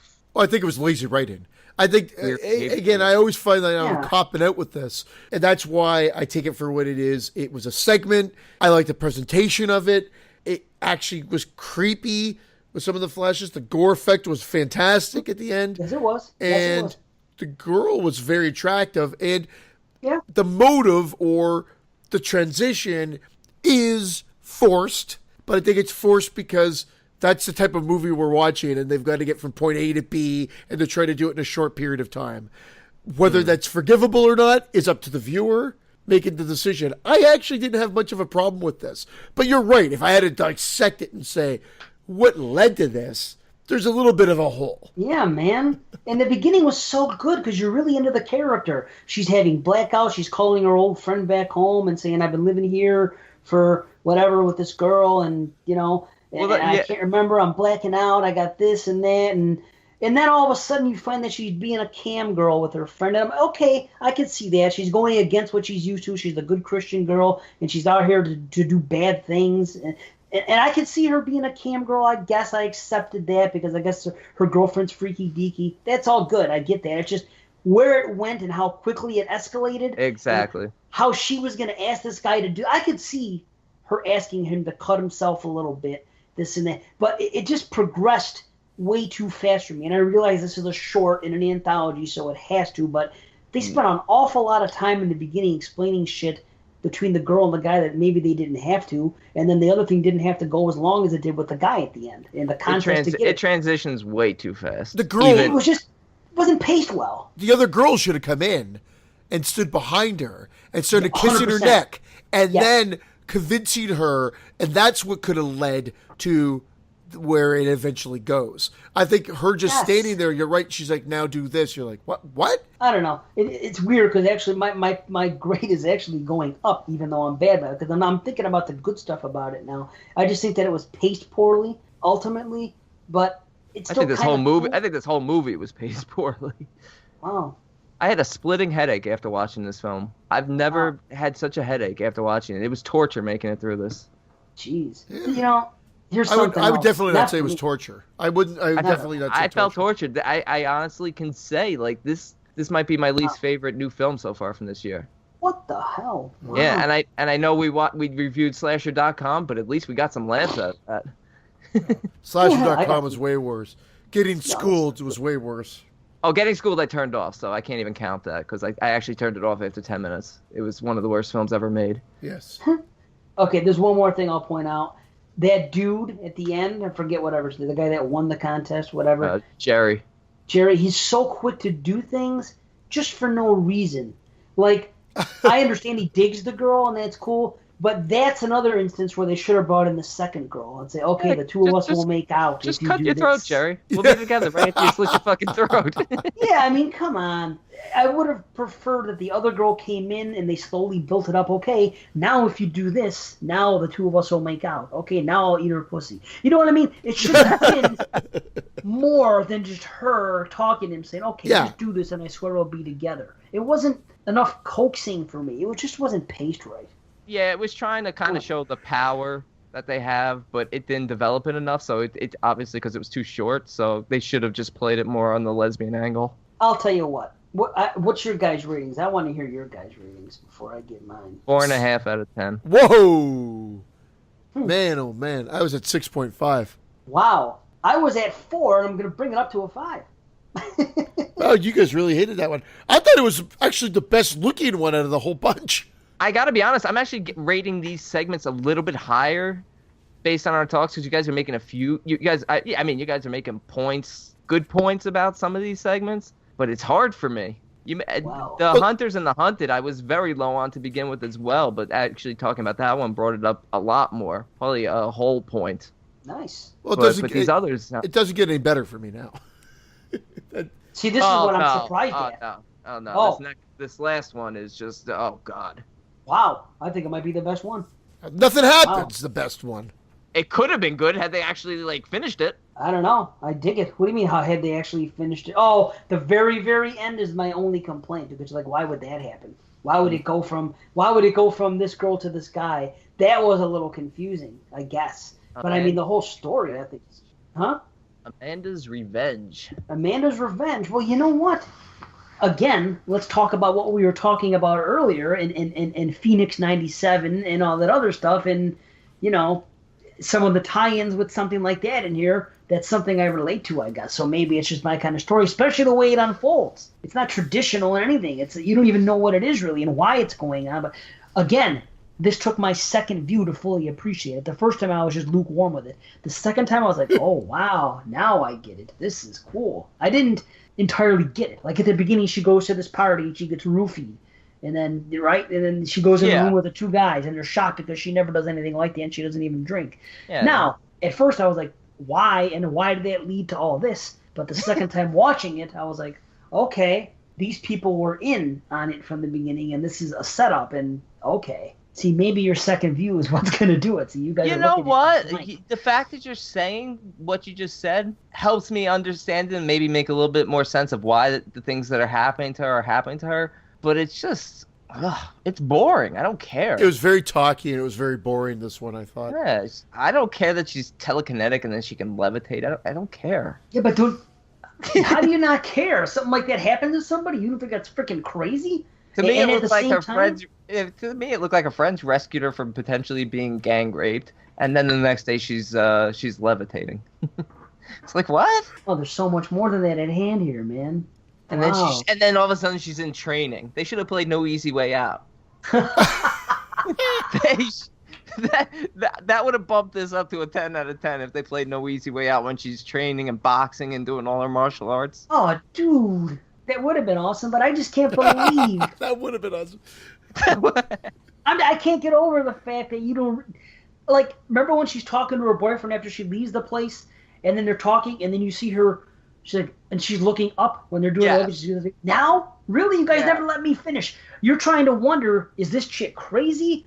Or who? Because here's what I'm thinking. I'm thinking this chick's crazy because her mother had issues and she snapped and killed her father or something. Yeah, she had. That's on her. Yeah. And I'm thinking that this girl has mental issues, and I was like, it kind of freaked me out. I'm like, this poor girl, she's falling apart. And this is the way it looks from the other side. That these are her friends, and she gets almost raped the night before, and she wakes up the next day, freaking out. And she's like, don't touch me. And she's all crazy. Then she goes back to bed and comes back, and then nothing happened, and she doesn't remember it. And all this stuff's going on with her mentally. And then she moves off, and you see all these differences in her personalities. Like, is this chick losing her mind? Then she comes back, and that whole thing when she says, hey, guys, all I need you guys to do is stay up and don't fall asleep. And then how that happens, how, boom, they freaking all get knocked out. That's freaking crazy. And they can't explain it, and they can't help it, and the rest of it is just her trying to convince the guy, hey, listen, I got this shit going on, and you're not going to believe it, but look. And then she does the card trick and everything. And it's just, I don't know. Then when it becomes explained as to what the connection is here and why and what's going on and what truly is at play here, I think it's terrifying. Could you explain to me a couple things? Who edited the footage together? What footage? Well, because it was on video, but then she has those segments that she had to do on film because of the didn't want any electric impulses yet. That's all seamlessly edited into the tapes. It was edited, you're saying?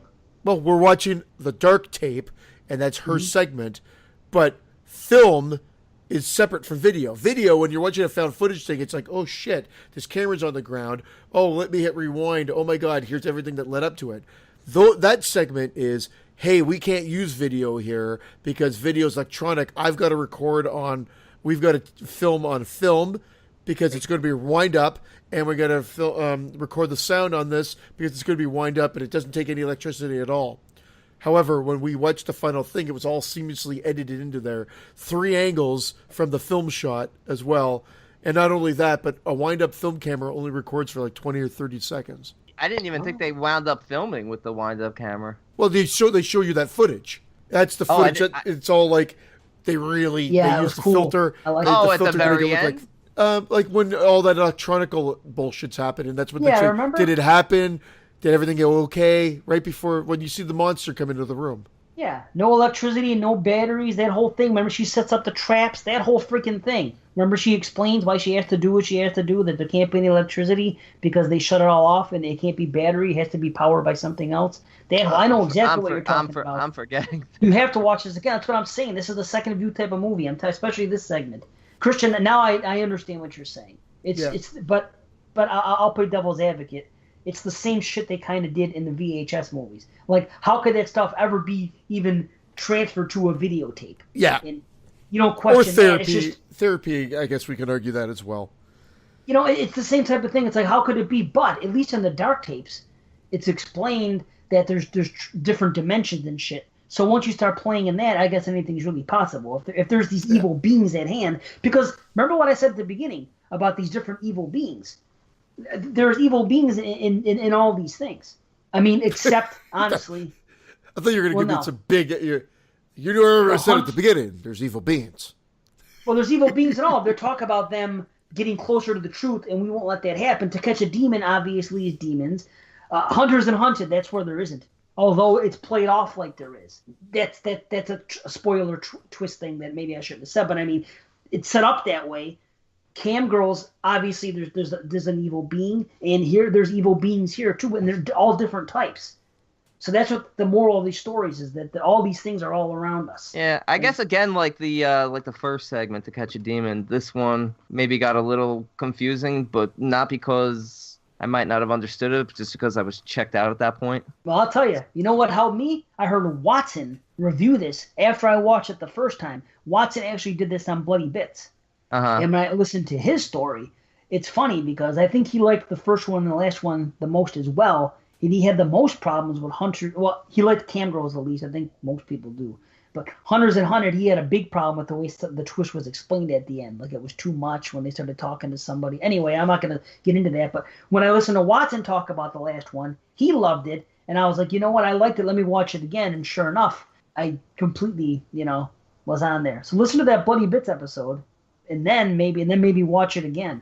But Christian, I hear what you're saying. And it is a little bit silly, but that's just... It's the same thing with VHS and anything else. The quote-unquote intelligent stuff is only in To Catch a Demon and Amanda's Revenge. I just don't care. Yes. Exactly. That's the problem. That's where all that is. The Hunters and the Hunted is a gimmick movie. Yeah. That's what I like about it. Cam Girls is a gimmick movie, and that's what I like about it. The other ones just didn't interest me. That's the problem. And her soliloquy, which is what gives her the Amanda's Revenge, like the depth and whatever, is exactly what turns me off of that segment. But again, you're right. I just don't think I'll ever watch this again, to be totally honest. Plus the end of that segment. What the hell's going on? Yeah. Well, they can do whatever they want, really. So, I mean, I guess it's possible if you really want to. No, but her camera switches off, and then his camera just starts vibrating. And they did a lot of that in this movie with the cameras just flickering, and it felt like it was a cheap effect. Well, it was his turn, because that's what happened to her when it would happen to her. So they were just saying, the insinuation is that now it's his turn. And at first I'm like, well, how and why would that happen? But I'm like, well, considering what you're dealing with and what just happened, maybe. I don't know. I guess there wasn't enough explanation, because you're thinking about that stuff with her mother, how she was fucked up, and does that have anything to do with this or not? See, I thought that was perfect. I like that stuff, because then that becomes more psychological, but then they show her doing these tricks and levitating, and it immediately goes back to supernatural, and I'm just like, eh. See, that's what I like, though. See, you us as the viewer are thinking, hey, this girl's losing her mind, and there's mental problems, there's history of that and everything else, but then that's what makes it believable, that at one point you don't know if it's mental issues or something is at play. Do you believe her or do you not? Then you start to see, oh, wait a minute. At the end, it just seemed like a very generic supernatural short as a part of the Dark Tapes. Like we just said, everyone except the one you said, the second one, are supernatural in a sense. Well, okay. What do we rate? What do you guys? I'm curious as to what you guys rate this. 4 out of 10. 4. And I give it a 5 out of 10. I give it an 8. Wow. You know what? Not anytime soon, but I will rewatch it because of the disparity in these ratings between us. But man, it was I will, and I promise I will, and I'll actually talk about it maybe again as a round robin review later on. But Fair enough. Man, I just really maybe I just wasn't feeling good, but I had a massive headache after this film. I was just having a tough time making it through it. Just did not enjoy it. Camp Girls may be generic, but I thought it was a creepy build-up to the rather quick end. And you know what? I much more enjoyed that than To Catch a Demon and Amanda's Revenge. I agree with that. Even though I scored this one the same as To Catch a Demon, scored Cam Girls the same as To Catch a Demon, I agree that I was more interested in the build-up. The payoff I thought was But, yeah, I can. Hey, this movie the movie as a whole cost $65,000 to produce. Really? Wow. So, I mean, got to give some kudos there. It didn't feel that low budget. Like, maybe, Brandon, maybe you didn't. No. I had no idea how much it cost. I would have guessed higher than 65,000. Oh, I would have thought so for sure. Yeah. But, I mean, it is found footage. It is found footage, but it's still... Like, the way that it's presented and whatnot, I would have expected a bit higher, so I'll give it some credit for that as well. And I know there's a lot of effort put into these things. It's just, for me, I was just bored out of my mind. I felt like a lot of the performances weren't good, and the stuff that I wasn't paying attention to was evidently vital, or not even not paying attention to, just being bored by and kind of losing focus. So, in the end, mine added up to like a 19 for the 4 stories, and wow. That would be like a 4.5 to 5 range. I'll give it a 5. I'll give it a 5 out of 10. I'll give it a 5 out of 10. I'll round up 5 out of 10. That's how I feel. Even some of these stories that I'm giving 4.5, I have no problem saying to anyone that, they're just average, right in the middle, 5 out of 10. Check them out for yourself, because even though I rate them a little bit lower, I still feel like people should always check out the films for themselves, unless we tell you not to, straight out, like a film like Slasher.com. Huh. Like that, you really don't have to watch this, especially with the way Dave talked about it. And, you can give your rating now, I mean, because you were coming in much higher on all of them. Yeah, I did my math, and it comes up to 6.75. So bump it to a 7, I guess. Yeah. Honestly, between two movies tonight, I preferred the Dark Tapes to Galaxy of Horrors. Wow, that's shocking. Grading, and look at the grading. It's 6 and a 7. Fucking crazy. They're both good, though. I would recommend that anyone listening watches both of them, maybe even in the same night. I think it'd be a great way to spend a Friday night or whatever, watching both of these anthologies, and And my math came out to 5.87 out of 10. So I'm not sure if we're doing Watson type ratings or Jason Lloyd because I would give this a 5.75 out of 10 because I don't feel comfortable giving it a 6 because I've been seeing a lot of other movies are at a 6. Maybe if we had to go down to one of the Exploding Head style ratings, I'd say 5.5 out of 10. Nice. Yeah, I had to round up mine to a 5 because at 4.5, that's Slasher.com, and it's not as bad a film as that, but it's not. Damn. Wow. I still think 6. I think 6 is like a C. I got to give this just a bit like a C- almost. Man. And I've heard very mixed reviews about this.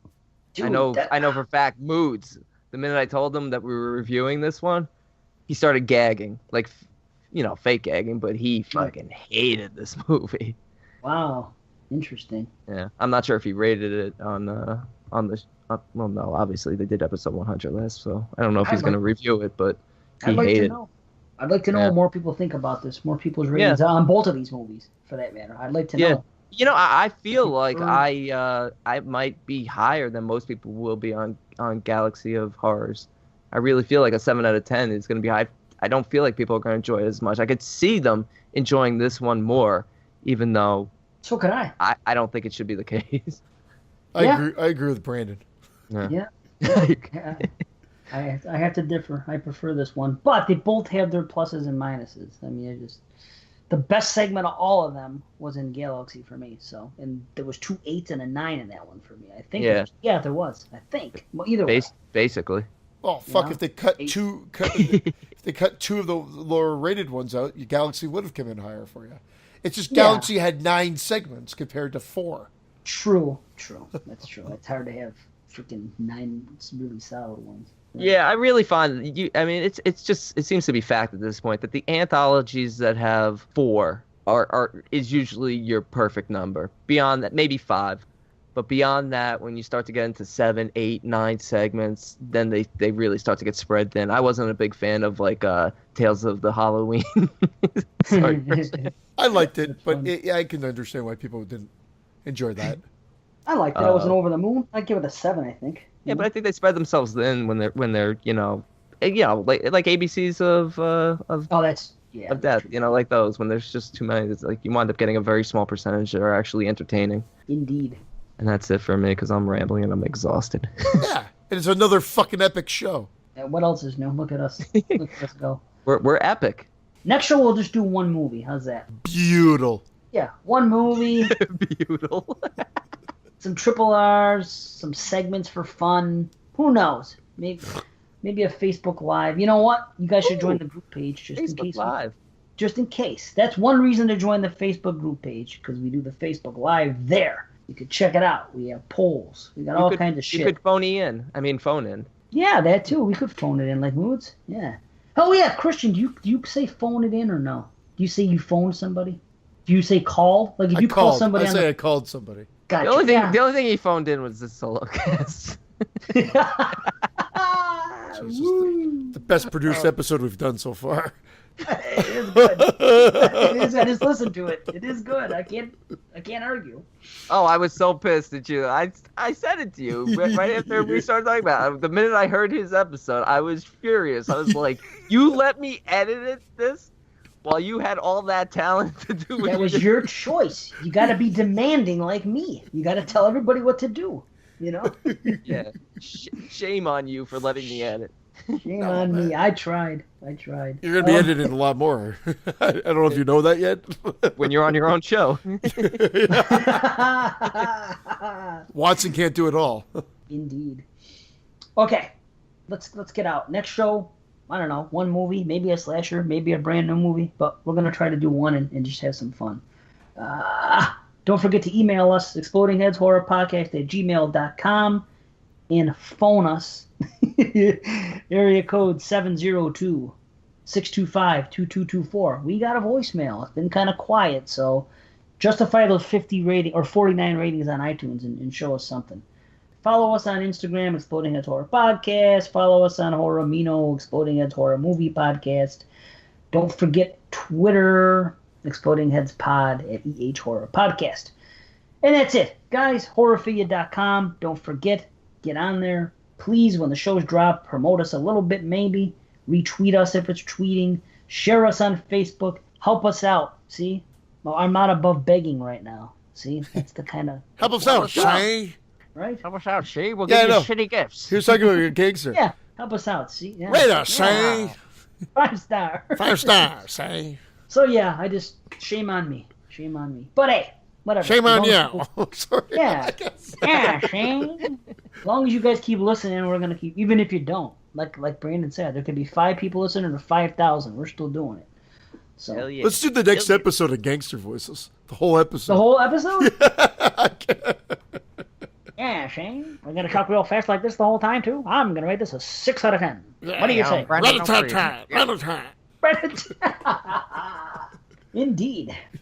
Indeed. Why is that my phrase again? Holy shit. I'm doing more indeed than Christian, than Brandon's doing fucking basics.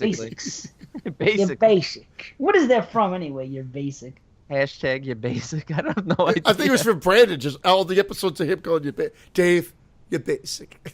I feel like the kids are saying it. I feel like it's a saying now. Like it's big. Like you're basic. The kids. No, I'm kids serious. are all right. No, it is the kids now. You're basic. Okay. Let's get the hell out. I don't think there's anything else. I don't think I missed anything. I think I pimped everything I could pimp. I think we said everything we were going to say. Next show, it might be an epic show, but not epically long. I said it won't be epic now, you see? Well, somebody shame us or something. Let us know if we should be shamed. Weigh in on that whole situation. Considering it was such a good episode and we're just, like, butchering it right now. Yeah, you're right. Let's get out of here. Does somebody want to have a final word and say get the hell out? Good night.